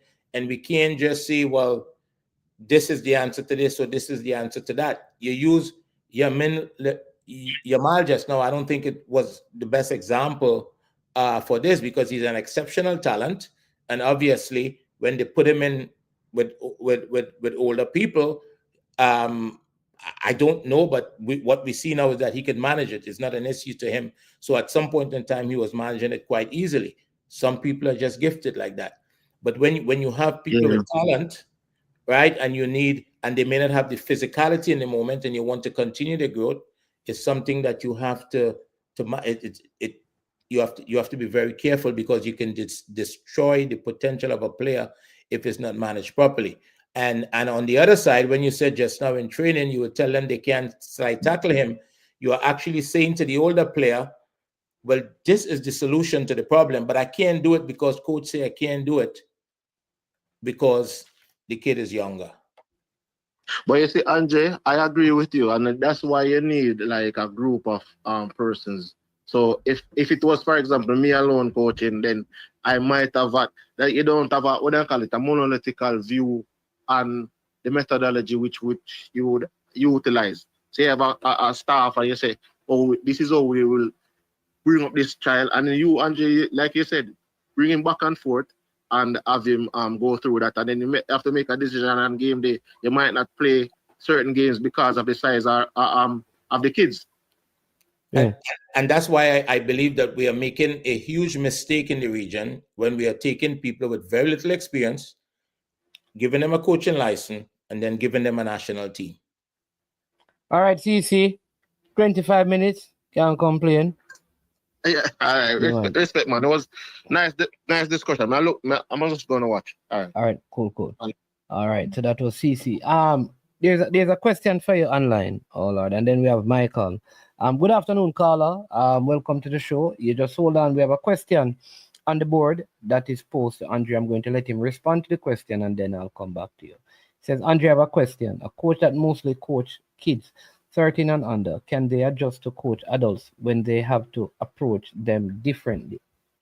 It depends on the individual and the quality of the individual, the knowledge of the individual. And I think one of the things that happen, if we just look at it purely from a footballing perspective, if you go from U13 to U19, for example, the game is faster at U19. And this is where some coaches struggle.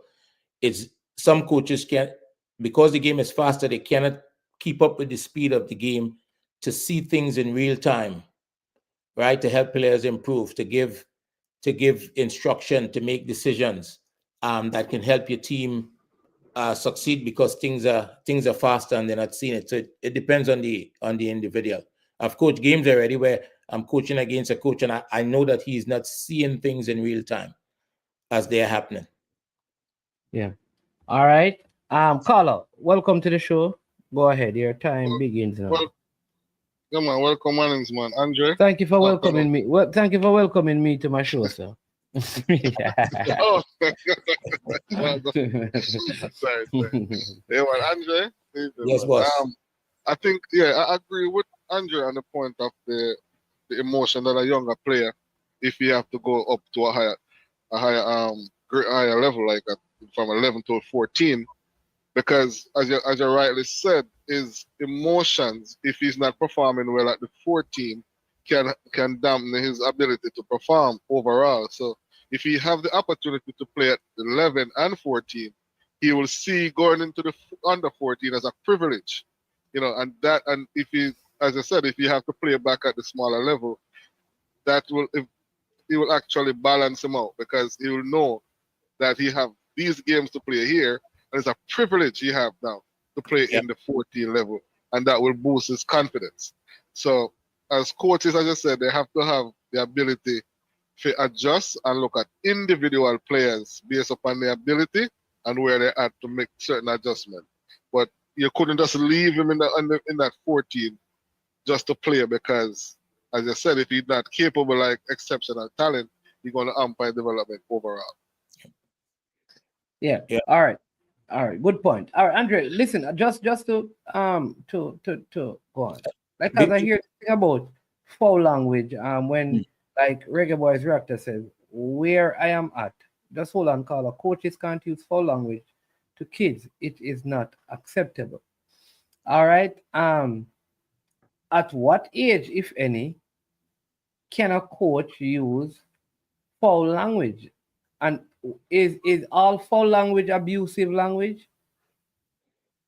Can there be abusive language that is not foul language? I don't think all foul language is abusive language, but again, you're working with kids. You have to understand, I think the biggest thing about coaching today is who's in front of you, right? Understanding the kids that is in front of you. And I think you have to be able to communicate with them to get through to them. And I don't think you have to use abusive language to do that, right? But But I do understand as a human being, sometimes somebody would use language out of frustration, or and they're not. It's not abusive, right? They may preface something with, but I don't think it's necessary at the young age groups. I don't think it's necessary. All right. So let me cite a couple of examples, and then Carla, let you chime in. So a coach see him play on the field and say, score a brilliant goal, and say, what a Jamaican coach. And that's like, what a piece of BC goal that man, right? All right. Say it out loud. That is considered an expletive. But he's just so surprised by the excellence of the goal. Yeah. So but next time him say, boss, why not pass the BC ball? Is that abusive? Is that inappropriate? Because in one context, he just said to a player, what a BC goal that boy. Oh, you're so good. And then in the next context, he says to the teammate 5 minutes after that, where can I pass the BC ball, boss? You don't see the man wide open. All right. Is that inappropriate? Is that inappropriate? Is that wrong? Is that not allowed for under 17? CC says at no level. I think he did say, right? I can understand. I don't. I just want to look, in professional sport, I could say that and not be shouting. Well, you don't pass the BC ball. In professional sports, I'm not shouting. Tone is important. But let me get the caller. Don't lose your point. Let me hear what the caller has to say. I mean, Marky, I don't use that. And that is because of just my own values and belief system. I don't. But go ahead, caller. Yeah, but none of those instances should be used anyway. Whether it's for a positive comment or even, as you said, in a negative way because they haven't passed the ball. It shouldn't be used in that. Really? You could say yes, because let me show you why. Whoa. I'm gonna give you why. So you could also say it's a brilliant goal without using explicit. Right? Now, when you said something to a player, like a child or a young person, that is negative. Sometimes we hear the saying about sticks and stone can break my bone. But let's say sticks and stone can break my bone, but words can't. That's not even true. Sometimes when you say to a child, you're stupid, I can't pass the ball, or do whatever, you are damaging their emotions. Right? Well, I don't agree with calling a child stupid. I am saying if a Jamaican says he sees a goal score and in celebration and in goal, he said, what a BC goal. We are saying that is inappropriate. Right. Not that the goal is scored, is the language I'm used to describe the goal. What? So that is inappropriate. Remember, here Andre said something when he started the program, when he said developing human beings to play football and not footballers to become human beings. So if you are developing young players to become humans, you want them to even express themselves without using those language. And you as a coach would have to demonstrate that in terms of can be able to express yourself without using explicit. Carla, I cannot understand that a coach, not that I would, but a coach and the brain, and him just shock how him player just pile someone and score a brilliant volley. And the man say, big love. Right? And we are saying that is inappropriate for a 17 and an 18-year-old and a 16-year-old to hear, because he's not speaking to them. He's expressing himself. Yeah, if he's around them, it's a different thing. It's a different thing if you say to a player, you're a effing idiot. You're to anybody at all, not just even say that to an adult. That is wrong. I'm saying like if a coach said that when I score a goal, and a next coach said, something like, what a stupid, that was and he's expressing himself because he says, what a stupid goal. And when he says that, he's talking about because some people use that. I've heard coach, when a good goal is scored, say, man, that was a stupid ass play. That was a stupid play, man. You were so good. Like, what is the difference with one coach saying that, and that is acceptable, but a person from a culture in expressing joy using BC? That is what I'm trying to understand. Are the word, like, go ahead. Because the BC in our culture is known to be an expletive. You can even get locked up or charged if I'm using such language. It's not an acceptable Really? form So you're of saying language what are you in our talking about? culture. So if a man, Saying, no, in no, our culture, if I publicly, no, caller, you're saying that if I a can person, publicly charge. so if a person at the national stadium, Jamaica, has their final game in the World Cup qualifier, and we play in Curacao, and we need a win, and in the 90th minute of the game, Mason Greenwood scores a goal to give Jamaica the lead, and a man say, BC, we're gonna World Cup. You're saying that that's a criminal. No. That's a context. Context applies. Context apply. Yeah, context. So that is why I'm saying, in the context of the call, in the context of the what I am talking about, what I am referring to is the minors that using such a language around minors who are developing into adults.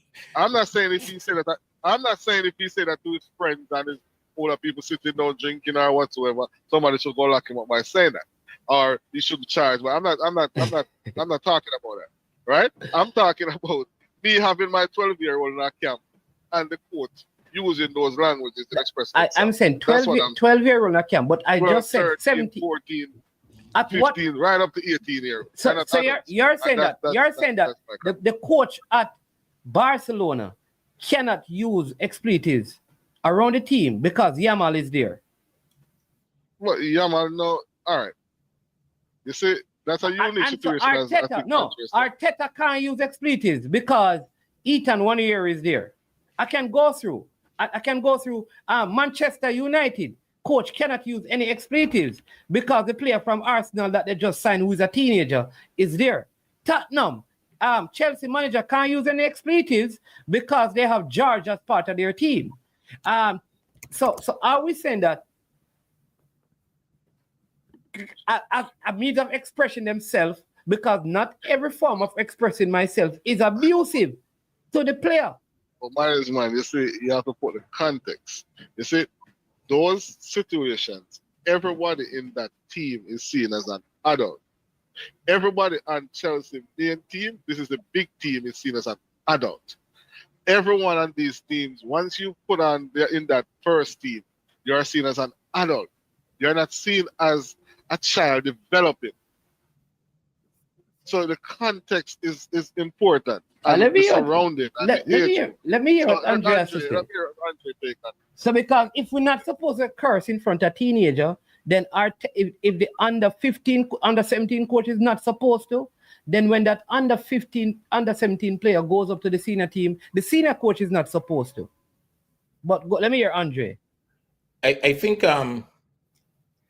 you said just now, if you're a player man, the thing that stood out to me as a coach, why you don't pass the BC ball? The thing that stood out to me immediately is what information are you transferring as a coach in that statement? What is the kid supposed to get? All right, let me tell you. I said to the kid, man, you know that was, what were your options? And you had option A and option B, right? And stuff. And he says, I thought that was my best option. All right, to dribble out, and I lost the ball. And I said, cool. So next time, you could have also passed the BC ball or the R ball in Jamaica, man. Say, just pass the R ball, man, because that would have been the better option. Just pass it. I'm not abusing the kid. I'm not even shouting. I'm just saying, just pass it. Just pass the R ball. Because the man was there. And I show him on the thing. So I'm teaching him the lesson. I am saying that for us to say that any use of expletives no, I do. And let me just say this, people. I don't. And I would not want a coach to be, my son is 11, and I'll be a bad with him and cuss him and take stuff. I'll take my son every day in training. out of that environment. But I do understand that my son may score a goal, and in excitement, his coach may utter an expletive, not to curse my son, not because he's upset, but in celebration and stuff. And for me to say, boy, like you should not be around youth because you do that, I don't know if that is the approach. That's me. I need some convincing on this. So the look,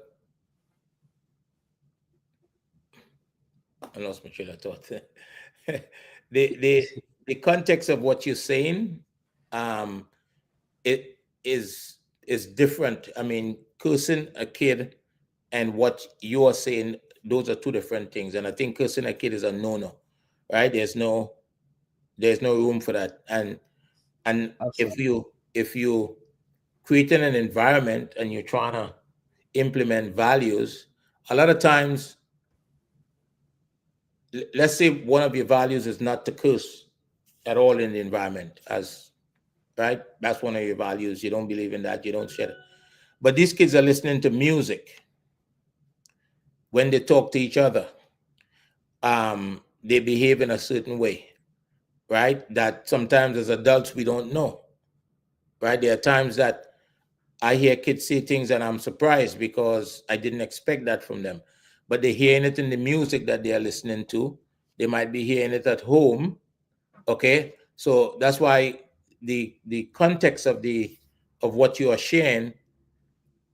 The context of what you are sharing, most people would not have a problem with that, right? Yeah, that's what I'm because saying. of the context of it. But I think everybody would have a context. I would have a problem if people are cursing at children as a way of communicating to get your point over, because I don't do it, my friend. Reggae Boys Reactor. don't. Yeah, Andre, I have a problem with it either way, because one of the reasons what I said, because of EV's statement at the beginning, we're developing human beings to become footballer or proper young men. If we're going to normalize, whether it's in a celebratory mood or not, to use expletive or use words that are derogatory. I'm not saying. Understand what I'm saying? No, not you. I'm talking about management. I'm saying. Okay. I agree with your point. I agree with your point. Right. So I'm saying I don't use it at all.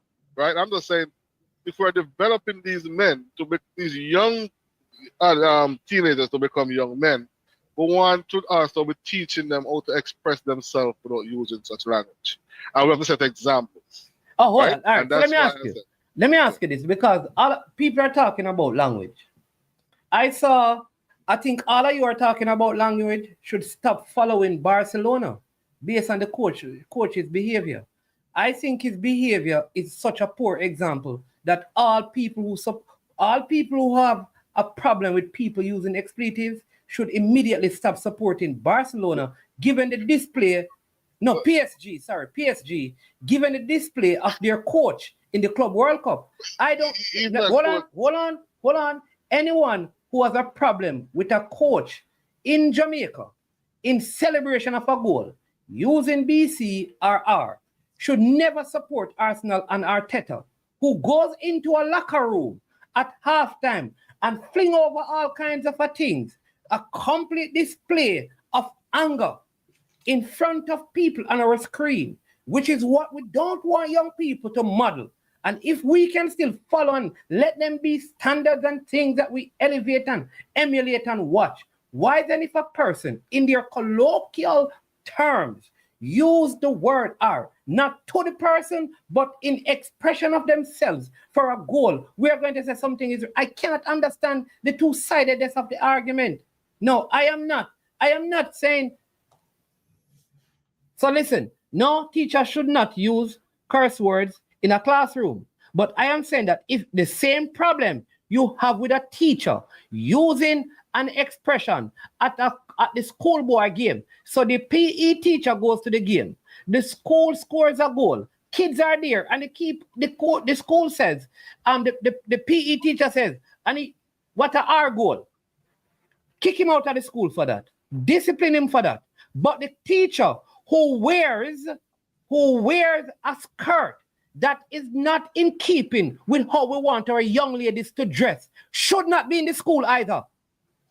Here what would help this, because this we can't have double standards. Here what would help this part of the Penalizing a man discussion. for words, and then we allow people with bad actions to still be in the same environment. So let me ask you this. I recognize, I know it's in Trinidad. I don't know if it's happening in Jamaica. So you probably had an incident, right? There probably was an incident in Jamaica, and somebody reported somebody to safeguarding. Is that what happened? Yeah. No, I know that they are coming up with the safeguarding thing in Jamaica. Yeah. Which I agree with, because that is going to track, like, if you, to work with you with police record.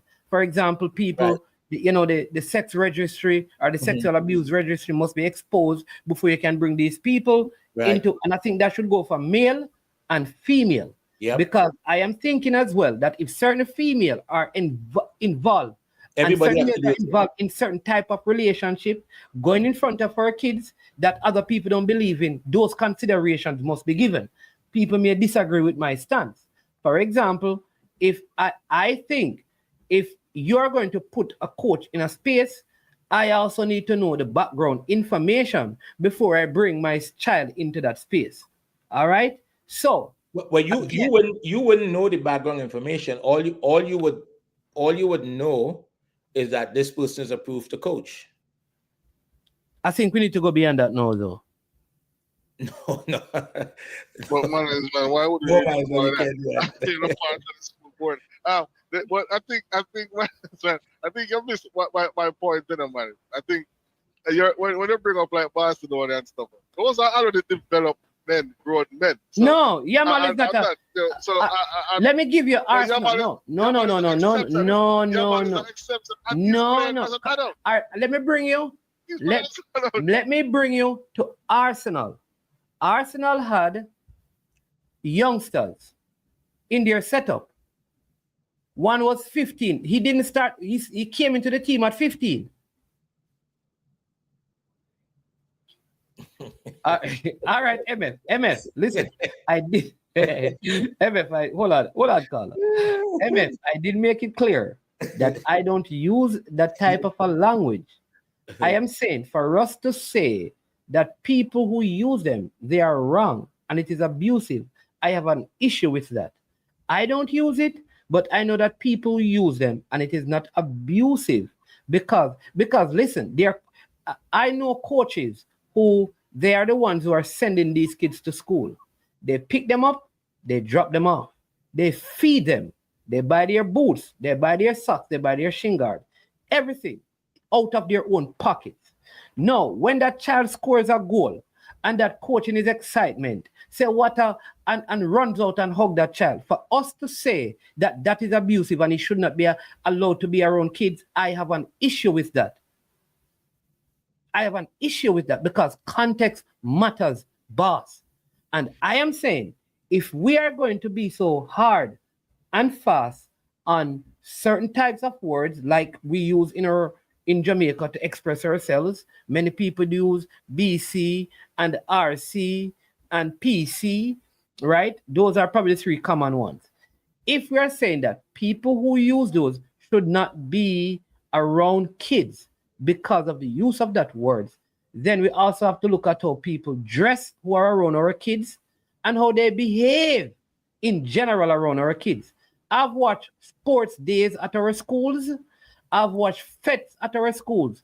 I have watched parents' day, teachers' day at our schools, and when they have Child's Month, and I see teachers gyrating and all kind of stuff with the most, in fact, doing skits and stuff in the most revealing stuff, doing all kind of dance, male and female.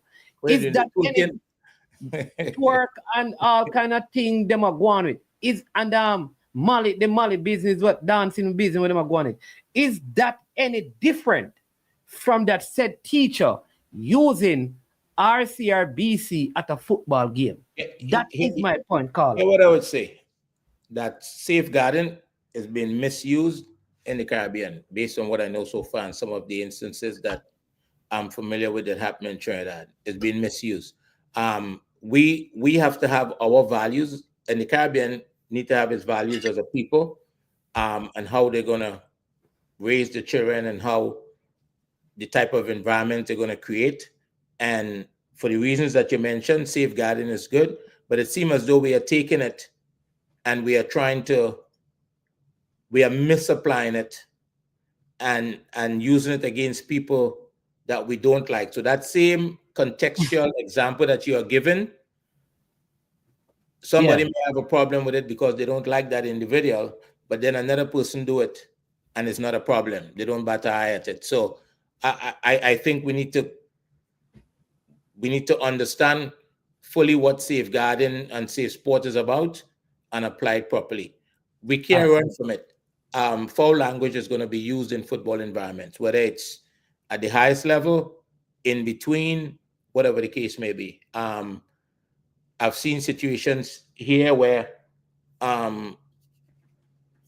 maybe at U16 or U17 age group, parents talk about the coach does this, the coach does that, but they are fine with it. So I think it's one of the things that if you're in control of an environment, you know the kind of environment that you need, that you want to create for the young people that you are dealing with. And I think you can't legislate what somebody else does in their environment.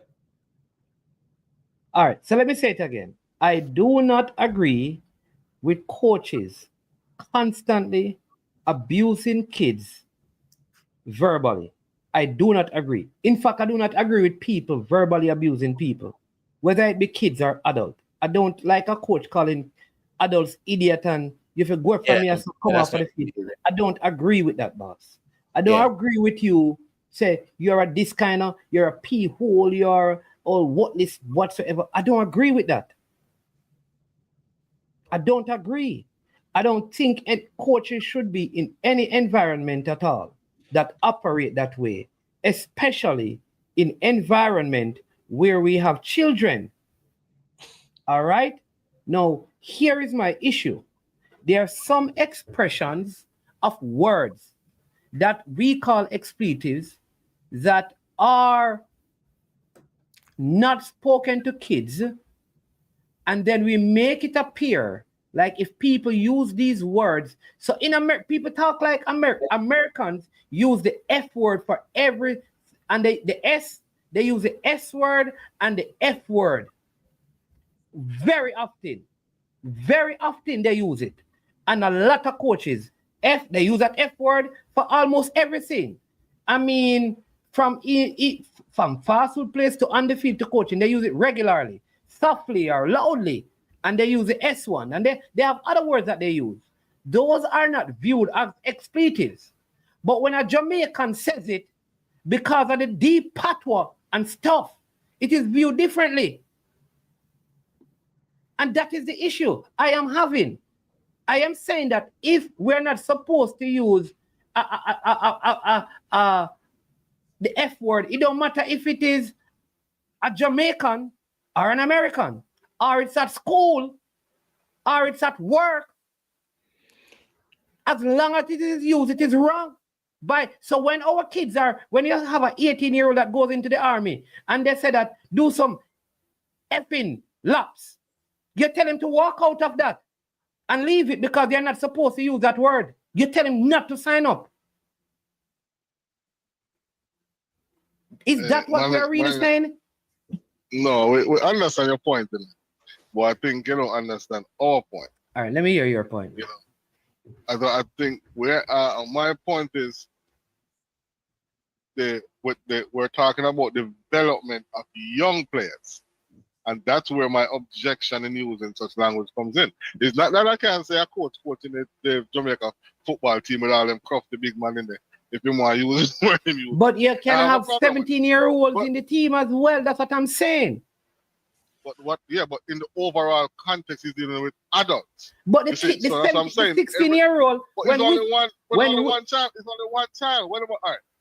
right, I'm not beating. I'm just saying in a coaching development era with youngsters, right? Now, if you move up to the adult, that means if you're in a team where you're the only 16 or only 17-year-old, that's a total different situation because now he's amongst another 30 adult.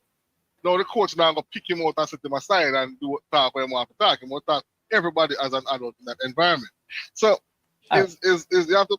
So what I'm saying is, if I have a camp with some 14 to 17-year-old, I don't think it's appropriate within that camp. I'm not saying the man coaching the Jamaica team and you have an exceptional player, a 17-year-old, and he may say that. Never kill him for it. So let me hear this again. So that's not what I'm saying. Your people are saying that the environment is different. So you're saying that in America, a coach that uses the F word, that uses the S word, that if he uses BC or PC or RC, that is anybody who uses that in American youth system will be out of the system. It depends on because it can't. That's not true. I'm gonna tell you why. So this is what because you see, because I have never been a part of anything in America. I don't know nothing about any. Hold on. Boss, I don't know nothing about clubs in America at the youth level. So I'm going to take all the knowledge I can get. I don't know how America look. I don't know how America operate. So this person is saying that using the F word, the S word, PCB, CRRC, any one of those things, it is not acceptable around the youth clubs, players in America. It's not. It is not. It is not. All right. I used to be around. They have some in Florida, they call it Pee-wee football, like American football. Pee-wee, the little ones them. The little ones them where you have other football. And the coaches, most of them coaches used to be like African American coaches, especially in South Florida. And I watch them and I don't really hear, I can't recall at one occasion when I'm there watching those games, hearing them using such language. So you're saying I can't recall that. All right, so you're saying that you're saying that from U5 to U18, a coach cannot say SHIT in American football. I really you be out an academy. Because remember that is considered a curse word. So you're let me call I used to work for the school district.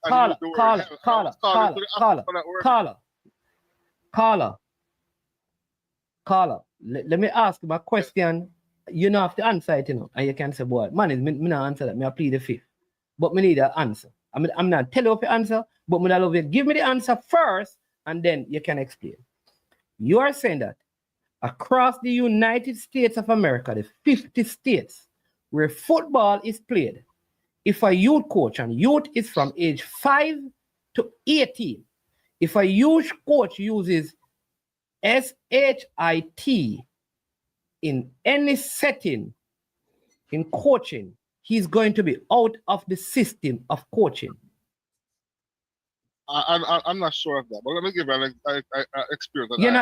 You're not sure? Then we can't have a discussion. I'm going to give an experience that I have, right?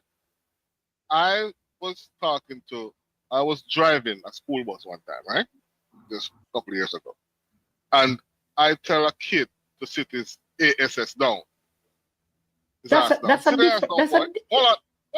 You shall lose your job. I said, you shall lose your job. Hold on, I tell him to sit his butt down. You should lose your job. But hold on, I'm giving the experience, right? So yeah, he's gonna tell you that he did. I was called into the office using that word, right? Absolutely right. But when I explained myself that using that word was just telling the kid to sit down in my culture, I just came here, right? Then I get a leeway because they understand that the really saying that. You're lucky when the man loses job same time. So I can't tell you about everybody, but I can give you an experience. As I said, I can answer you based upon an experience. But you guys are trying to tell me that my team is on the field and me a coach in an academy system in America. Me a coach me under 17 and we reach at the final and a goal score. And if me say SHIT, them are going to remove me. What kind of madness not tell me that? Where you want to get that from? This is the problem with the conversation management, is that the caller just give an example of something in a high school in a school environment, right? That's different. Versus an academy environment. You're giving an example now based on an academy direct environment. It happens. It's not going to go away. As Devon mentioned just now, you're dealing with tone, you're dealing with frequency. It's going to happen. It's not going to go away. It's going to happen at the highest level. And in youth football, if you're in an academy system, I'm sure you're going to hear it. Again, it depends on how it's done and why it's done and that kind of stuff and the frequency in which it's done. Exactly. So- and if it is so abusive to the players. Because and it and has whether to be you're- viewed as yeah. abuse. Because and whether not you every agree with it or context not, it's is- going to happen. Yeah. Yeah. But It I depends on it. You know what? I think you're taking the position and using the context, and I wish you would tell us that. I think it has something to do with safeguarding So yeah. in Jamaica, and I do All right. agree it's So been here's abused. all right. So let me come to it. So now they have this whole safeguarding thing. The issue I have with safeguarding is that, and you brought it up. So because you want me out of the system, so a child comes to you and say, you know what? He cursed a bad word, and you're censored because you're seen as abusive, and the context didn't matter to the people because they have abusive and part of their safeguarding thing is having the word expletives in it. Expletives are not abusive. We should not remove people from their jobs by using expletives. So the thing that you said. Hold on, let me say this before. So you just said the problem you have with safeguarding. I don't think you should have a problem with safeguarding. I think the problem is with the people who is responsible for implementing safeguarding. Because I can tell you, Trinidad under 17 coach have not coached since the last tournament. Okay, because somebody, based on what I've read online, somebody made a report. It appears as though no investigation was done, but he was banned from coaching. Right? And based on what I've read and what I've seen, it seemed as though safeguarding was not applied properly because there was no investigation. So to your situation there that you're mentioning, did they investigate the situation? How did they handle it? So I don't think safeguarding is the problem because there are people out there, they need to have some type of standard by which people have to operate. But as you said, the key thing that you said there, they wanted the person out of the system, right? So they're using safeguarding to achieve their personal objective. And that's the problem with the individual and not with safeguarding. Yeah. And let me say it again. I do not use these things, and I would not keep my kids in an environment or any kid I'm talking about young kids, in a place where someone consistently use expletives and abusive language. Yeah, of course. However, not all the use of expletives are in an abusive way or directed at the objects. I have to make that clear. And therefore, we must be careful to take context into consideration. Because I have conversation, but go ahead, Carla. I have one question for you. I have a question for you. Yeah. I know Andre sounds like he's a Trinidadian, so you probably don't understand this. But explain to me. Yeah. I understand your whole view on it, right? Yes. But isn't the law in Jamaica that expletives are against the law? Are you in a public space using such language in a public space against the law? Isn't that the case? Find it and tell me. The law says they can't. Isn't that the case that if you use such word? Because I was reading an article about Reggae Sunfest, which is going on tonight, and they're saying that the artists can't use explicit. They can't use it. And right? you agree with that? You agree? No. No, you agree? No. The point I'm trying to you make. Agree the point with I'm that? trying to make. Yeah. What I'm trying to say. The point I'm trying to make with you is, how do you balance that? Very good question. That's what I'm saying. Very good question. Yeah, how do you balance that? People, that's what I'm trying to ask. All right. So again, like Drew says, You don't want anyone to curse. Let me tell you again. In America, the favorite words in America is the F word and the S word. I'm telling you that. I hear, listen, I have worked with many pastors from America who the S word in particular is like second nature for them. All right? Because, like something dropped. Oh,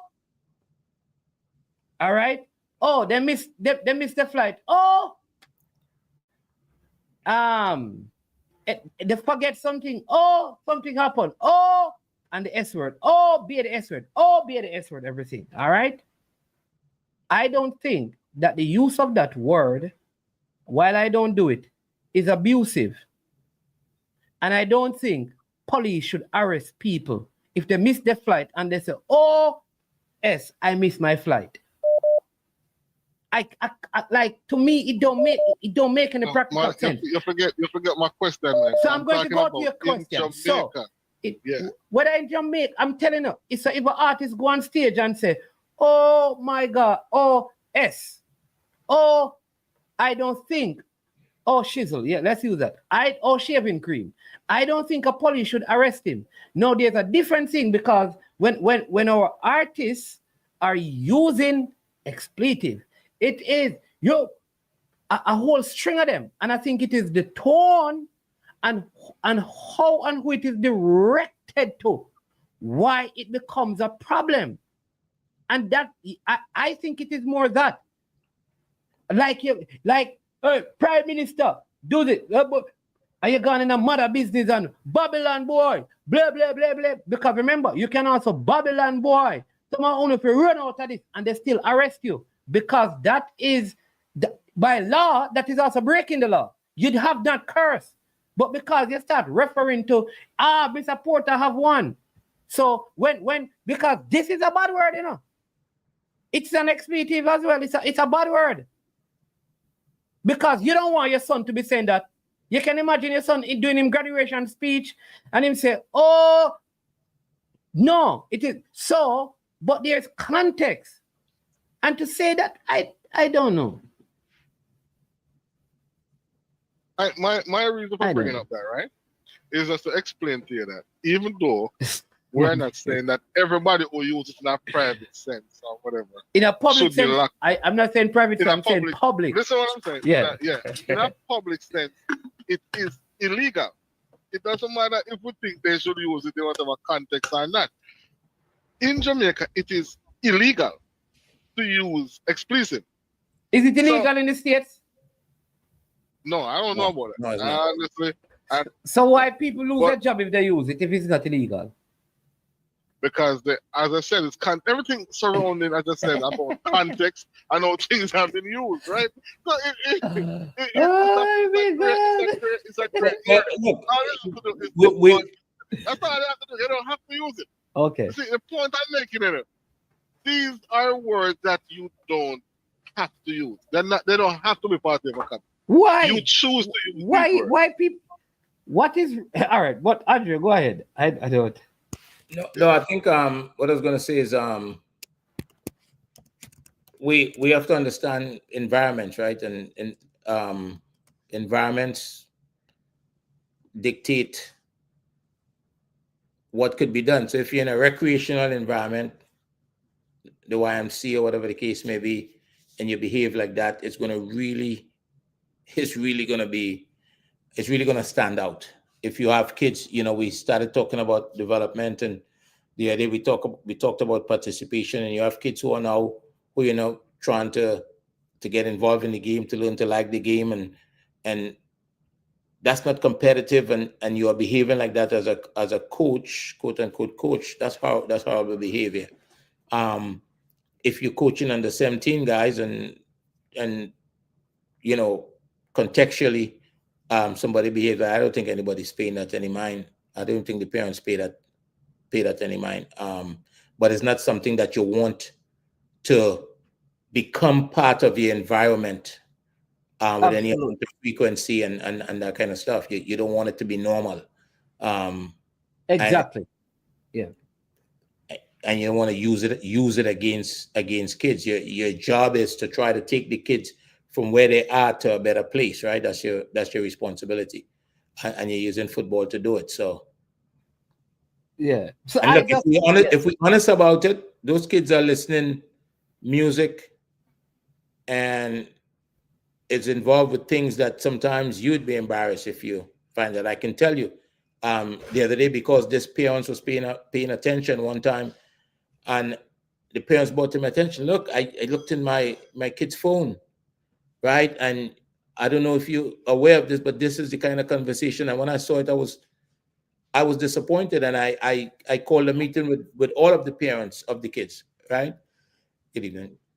I called a meeting with all of the parents and the kids, because the behavior was, they're young kids, and it wasn't what was expected, right?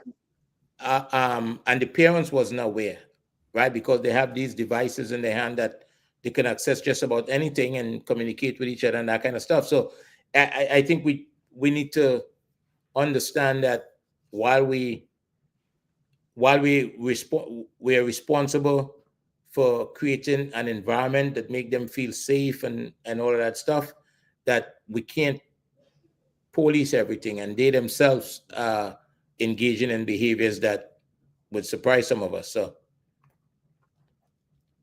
all right. Let me give you a good example. If someone comes on my platform and uses the F word, I would not want them on, and there are issues. But you know what is so funny? that's because YouTube will cut your money. But you know what is funny? On YouTube, there are many songs by artists that have the said word in it.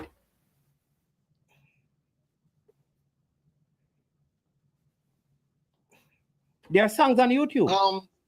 So You know, I management, don't even know. I don't like. I'm trying to think, like, how do these songs use so many expletives in them from the artists? They can be played, but not that I want it. And please do not try to come on here and use any curse word, because you work too hard this evening. By the way, you still didn't get you pathway and partnership, okay?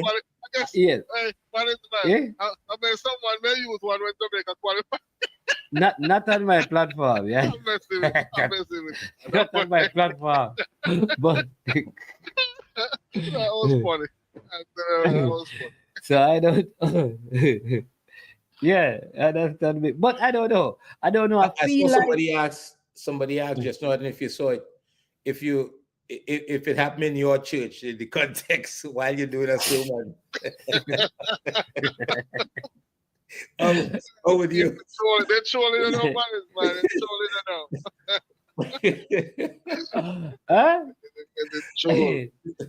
They're I don't know, but I just feel like, I think because of how the Jamaican curse word sound, it is make it sound real vulgar. Yeah, because like when you listen to like a Caucasian say BC, it don't sound the same way as when a Jamaican. But a Jamaican is expressing themselves. I think it is more the aggressive.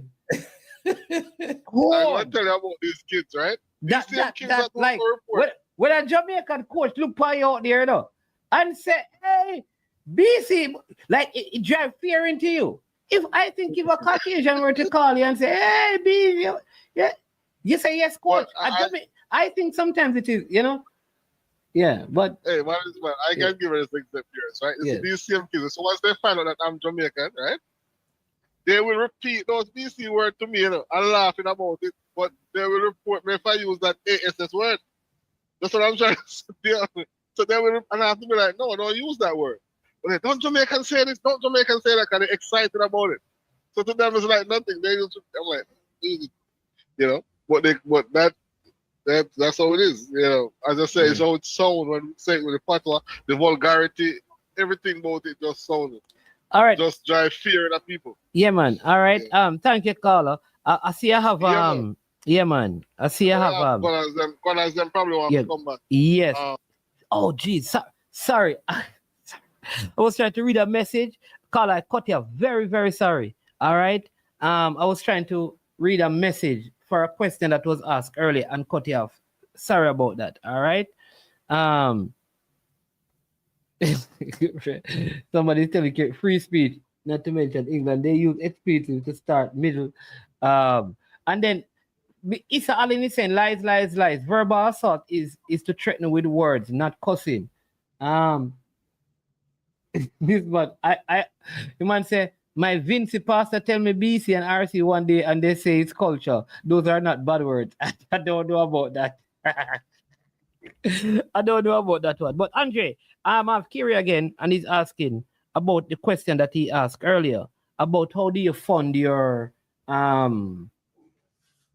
academy. I think he's driving, so he's not able to come on. Yeah, most of the revenue comes from registration and training fees and equipment fees. That is all, most of it is paid by the parents. Okay. So and then your club don't like build players and sell them, and then earn from that. Or you don't have those cases. The system here is a little bit messed up when it comes to that. Oh, so if you have like a 17-year-old, right, that is talented, you could not move them to a club and then your club benefit from it. The system is not like that. The way it's set up is they can take them into the system here from you and nothing. But I think if they move them overseas, then you can seek some compensation for that. So then what is the benefit of running it? What is the benefit? Yeah. The first benefit is that you're helping develop young people, helping young people realize their goals. Obviously you get compensated for that as well. And look, we as a club, and that's why I say that it's so important. You set out to develop young people, right? And in the process, some of them realize, wait, now I think I can do this professional thing. I want to play professionally. I wanted that. I want to play in college. And if you can help, I don't think there's a better feeling if you're in this business than to help a young person achieve their goal. I don't think, and if you can do that over and over again, that so. You did say it is registration, training fees, and equipment. What is equipment fees? At least in our club, we provide the balls. So in most of the clubs, the kids go buy a ball and bring it, right? Especially at the younger ages. So what happens is you can have an environment with 20 balls and it's 18 kids and it's 18 different balls. Most parents would get a ball for $15 in or $20 in Walmart or somewhere. So you have 20 different feel. Okay. So what we decided is that we wanted to have quality balls. We wanted to get the best balls available, and we wanted to have all the balls the same. So we decided to charge an equipment fee so that we can get the best balls. So we would train with essentially the game balls. Okay. So so it's registration, training, and equipment. But do you have does sponsorships count? Like say someone. Yes, sponsorships. Yeah, you do get some sponsorships as well. Yeah. Okay. You do get some sponsorships as well, and of course you can raise funds. You can do like in the past we have done things like marathons and stuff to raise funds, but most of that just happen like if you're going on a trip somewhere. So there's no state funding for these things? Like if you run an academy, like the fact that you're helping young people in a particular state, you're providing recreational stuff, while you may benefit, the state through US Soccer doesn't provide any sort of across all 50 states, like, 1% of this goes to football in North Carolina, South Carolina, and that money get channeled to all the established academy through some sort of registration system? No, it's not organized. There are grants and stuff, and you could apply for grants to do certain things. Like I know US Soccer have a grant program where if you want to build a field or something like that, you can apply for a grant. You meet certain criteria, you can get help with that. But here in the US, there's as a non-profit organization, there's different ways different grants that you probably could apply for. We've just never Okay. Somebody go. saying tax benefit 501c. Yeah, if you're a 501c, which is a non-profit organization, you just benefit from that as well. Okay. But it's not the type of, you can't consider it as a funding source for your program. Okay. And of course, you can get revenue off of apparel and that kind of stuff if you sell apparel that parents could wear and that kind of stuff. Okay. And then like the facility that is provided by the state. No, like the facility. Also, so like the state don't. The state would bill it. They would like where we live. The facilities around, unless you have somebody who, like one of the biggest clubs here, they have somebody who leases them a lot of land for $1 or something like that. I think I understand over the years, and they build pitches and whatever the case may be. But they also use other spaces, and those spaces are owned and run by the county. And you have to pay. You rent it by the hour. Okay. By the hour. Yeah. So you can rent an hour and a half. You can rent 3 hours, but you pay by the hour. So half an hour. If you do an hour and a half, is be $150 or something like that, or whatever it is. And it's very expensive. If you want the quality pitches, it costs. Okay. It costs you as much as $100 an hour. All right. So I think we have covered some of the environment and the coaching stuff. So, but we because we're going to keep on going through some of these things. So, when you think about pathway, like having something clear that every child, every coach, every parent kind of know this is level 1. So we have 4 levels, we have 5 levels, and these are the different levels. Is that something that is necessary, or each individual academy setup must have their own pathway, no matter where it ends up? The football ecosystem must have a pathway. I think it's very important, because I think one of the things that it would do is, so like when I speak to people from the Caribbean, there's a sense that nobody's really, at least in Trinidad in particular, nobody is trying to encourage the kid to try to become professional footballers. So because, and I understand it, because they don't see a clear pathway, right? If you live in the Caribbean, you live in Trinidad, you play some schoolboy football, and you're looking to go to college, because there's nothing in place that is sustainable, that have a history of developing players that go into the professional game. Yeah. You understand what I'm saying? So a part is very important, where a family can sit at home and say, well, okay, if he takes the game seriously, maybe let's see if we get him into Barcelona. Barcelona picks him up in the academy. He's going to be developed. He can stay there. He can stay there for his entire development period. And there's a chance when he turns 16, if they think he's good enough, maybe he can get a contract. But if not there, and they release him, maybe he can go to Espanyol and get something, or maybe he can go somewhere else, right? There's opportunities exist. I don't think that's the case in the Caribbean, because it's not an industry. In Jamaica is probably a better situation than Trinidad, because the JPL is there. We know when it starts, we know when it ends. There's a structure league is playing every year. It's on television. You know, guys are getting into the national team. Guys are going overseas.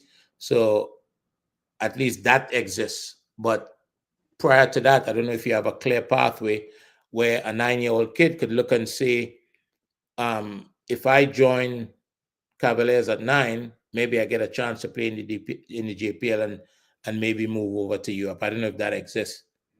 Yeah. And I think that is part of the, and I think because I know that there are some parents who are football minded or involved in football.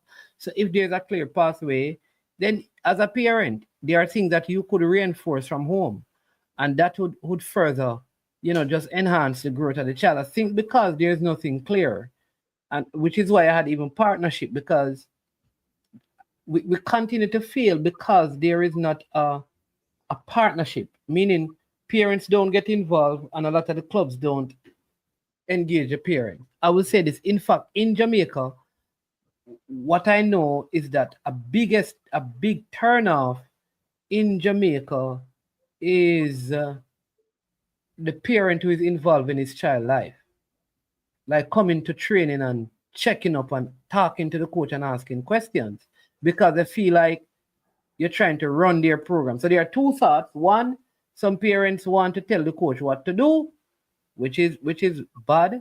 And then there are some coaches who don't want no parent to come around them program, just send the kids and just move because they don't have nothing to do with parent. And that may be because they had some bad experiences. But I don't think either way is beneficial in the long run. Yeah, I think if you remember in our last conversation, when we started the conversation, I was saying that it's very important that we involve the parents and educate the parents on how to be involved. Because at the end of the day, if the relationship, I like to call it at our club, we call it the magic triangle. If the parent, the coach, and the player is on the same page and have a good relationship, the kid benefits, right? And I think if the parents understand that, they're all in it for themselves. Most of the relationships are they're in it for their kid, right? They want the best for their kid. They want the kid to get something out of it, even if it just means getting out of it what sport provide, teamwork, and they learn, they become resilient and that kind of stuff. If they just get that out of it, that is fine. So I think, as you said, either way is not, if you don't want the parents around, you have to have a relationship. It's impossible. It's almost impossible to develop a kid and not have the parents involved. So like RR could not be one of those parents, because RR says, "I me that no coach will style my boy. When minutes not share evenly, I load up a coach." So It depends so on the environment. his kid could not be a part of my academy because I'm going to probably be acting very vindictive. You come and load me up now next game, I may not even put on your son just because of that, or your daughter. Well, he is saying that because the environment allows that. But if the environment has standards and structure and communicate properly procedures for dealing with things, he doesn't do that. It doesn't. It doesn't. And he said some coach will play their sons full 90 but give other kids 10 minutes. So what if the coach son is better than yours? Yeah. That's an easy one. What makes you believe is that an experience he's having? Is that experience he's having right now? It's so like the coach son is keeping no, it don't matter development, because are you going to send your son to an academy that this is one of the biggest misunderstanding in the game. Development happens in training, right? Especially at the youngest age. The game has a role to play, but it's not as important as a lot of people think it is. And I know somebody had said earlier that England moved there. What age was it? I think under 12, I think they said, or 13, under 13 to 9v9 instead of 11v11. And they was asking what I think about that. That's good. I think it gives more touches on the ball. But there's a lot of value that is put on games, especially at the early age, that I think it's just outrageous. the game does not have that amount of value as people put on it. Let me take two things, because RR is saying development, but R, right? Then he says it's not about the W, and he's talking about U10. So let me take that. But RR. So it's first, if it is you're talking about that, it should not be 90 minutes. So any game U10 running 90 minutes, that is already a problem. All right. So we just go for the purpose of the discussion. We're going to bring it down to a 40-minute game. All right. At the end of the day, RR, even if the club that you want to bring your kid, they're saying that we're just developing, and every single game that they play, they lose, you're not going to want your kid to be there. If they never win a game in the 5 years of their operation, because they said that they were developing, and they can't win one game, it can be demoralizing for the kids. So there's a part of winning that is important. It shouldn't be about that. But it's not like you should be training kids not to win. But it shouldn't be about winning.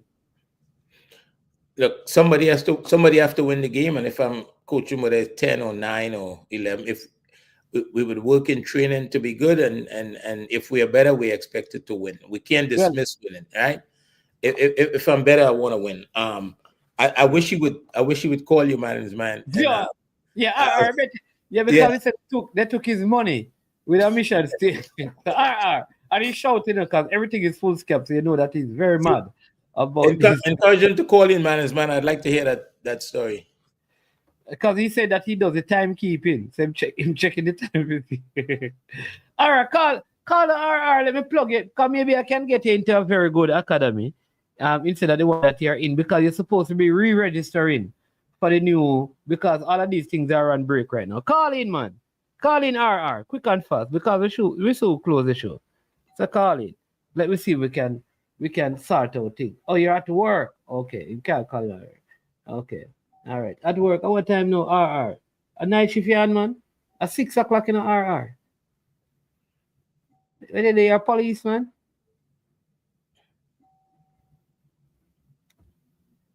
I don't know. Adele, what you saying about my feelings? Coaches shouldn't do that. Shouldn't do what? I don't know. So he said, what you said though, Andrew? What you say though? About? What I say about what? I see him RR ask about. That's why you have to call in so we can get the full details of the case, man. Ask your supervisor for 10 minutes. Yeah, tell him going to the bathroom. yeah, tell it. Tell him you're going to call I Am Sure Sports. We're global, you know. And I want them to know that you're calling I Am Sure Sports. Yeah, I did. But Odelo, I did say that if you come and shout and scream at me, I may be vindictive. I said that. I may be vindictive and don't give him any game.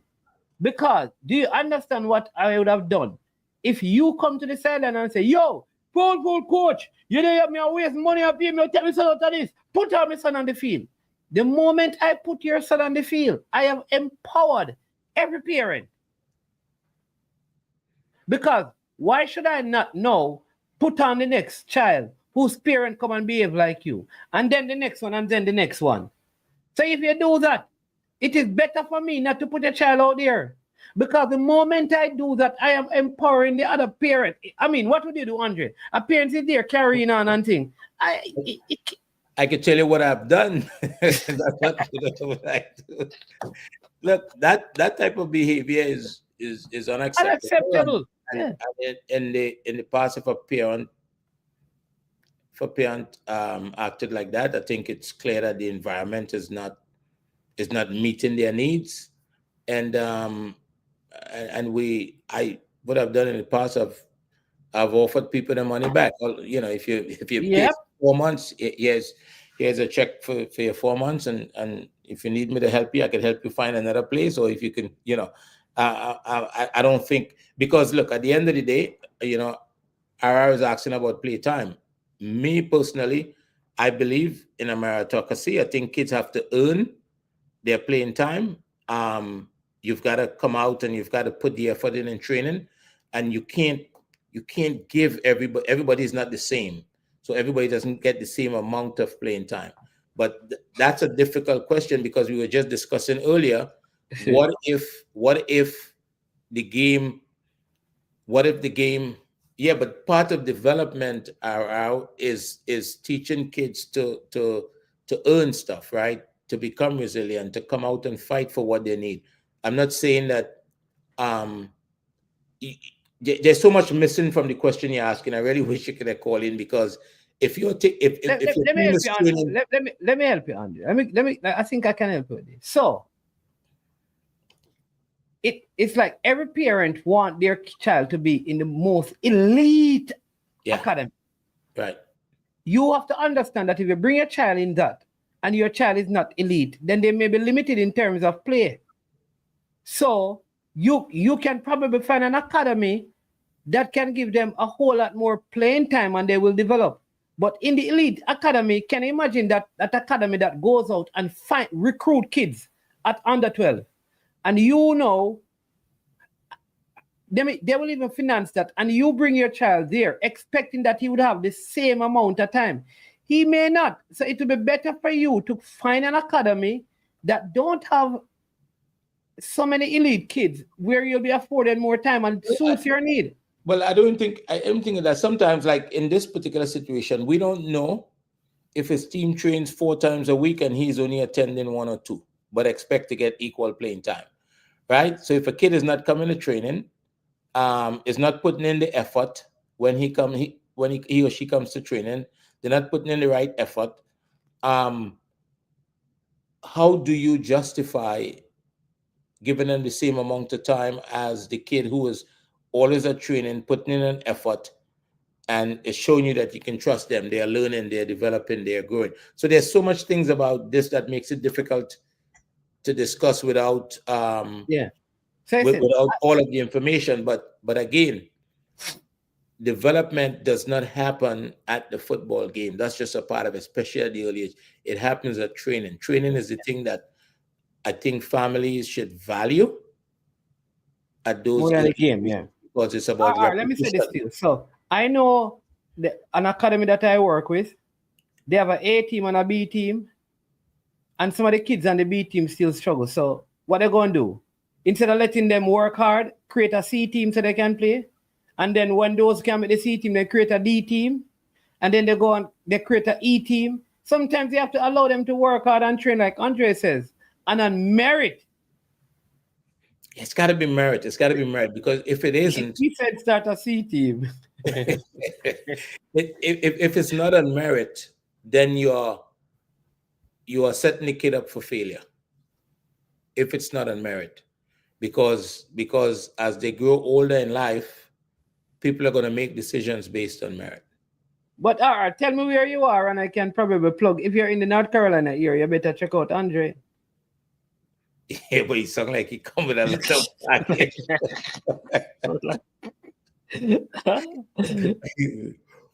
So you mean say don't collect or accept them? So don't collect or accept them.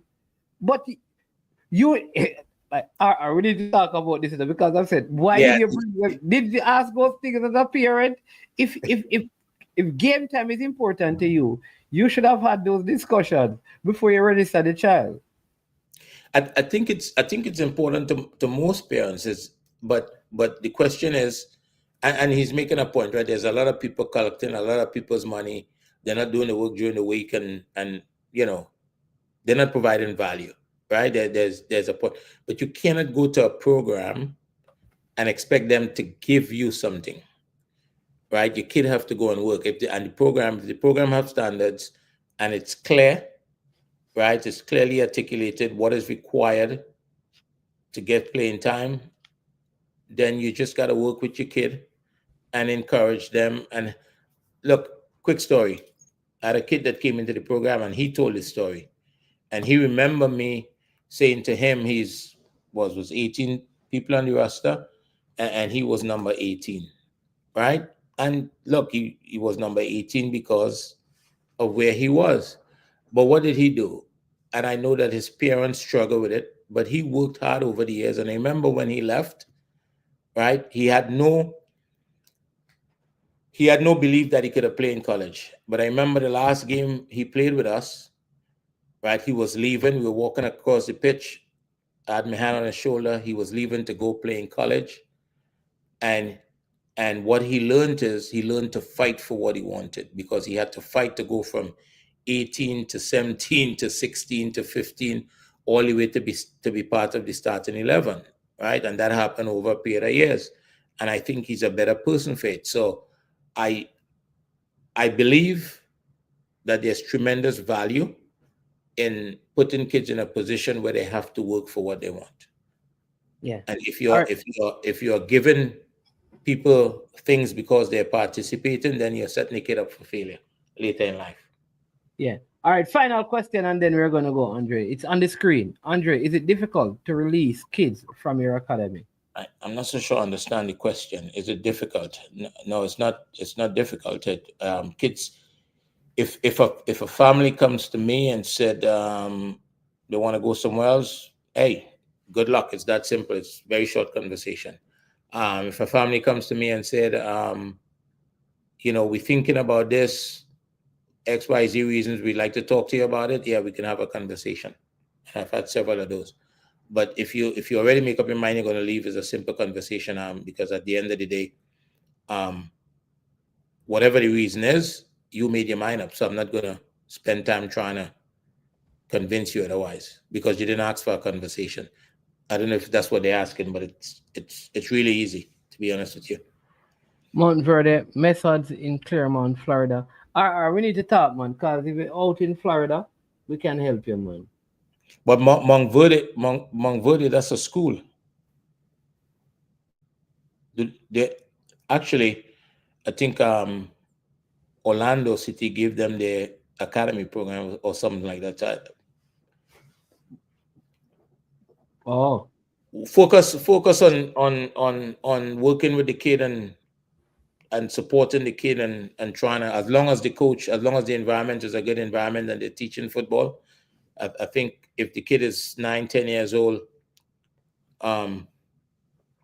as man is suggesting, probably take the kid into another environment or just focus on preparing the kid to go and fight for what he wants. I think because nobody's making any decision on a 9 and 10-year-old kid. You're preparing them for when they're 16, and a lot of the kids that are having success now may not be able to have that at 16 or 17. He may be the better player. Yeah. Listen, we have gone almost 3 hours. Ara is going to be a coach now. Roach in a whistle. Yeah, but our blessing to everyone in the comment. Andre, we need to continue this because we haven't touched on partnership. You always talk about getting the stakeholders from the vision casting period of the whole thing. We're going to discuss that. I will have some guests on in next week to join us for that. I want to thank you again for helping to coming on and discussing this very important aspect of the football, the developmental aspect.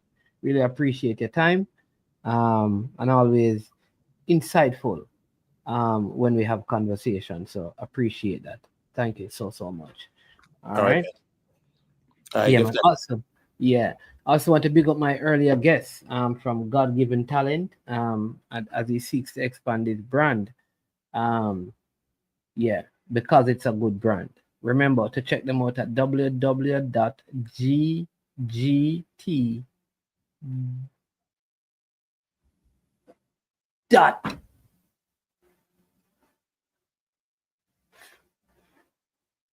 Fit.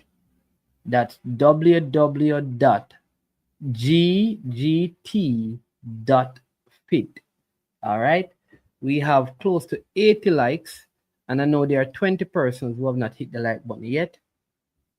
Right. So if all 20 of you hit the like button, we will be at 100 likes. So why don't you do that for me? Hit the like button before you go. And if you have not yet subscribed and you're watching, please subscribe to I Am Sure Sports. Again, the video is powered by Prestige Finance, lending a helping hand when you need it the most. I am Management. This has been I Am Sure Sports. And as usual, when it gets to this point of the show, we say we are over and we are OUT out of here.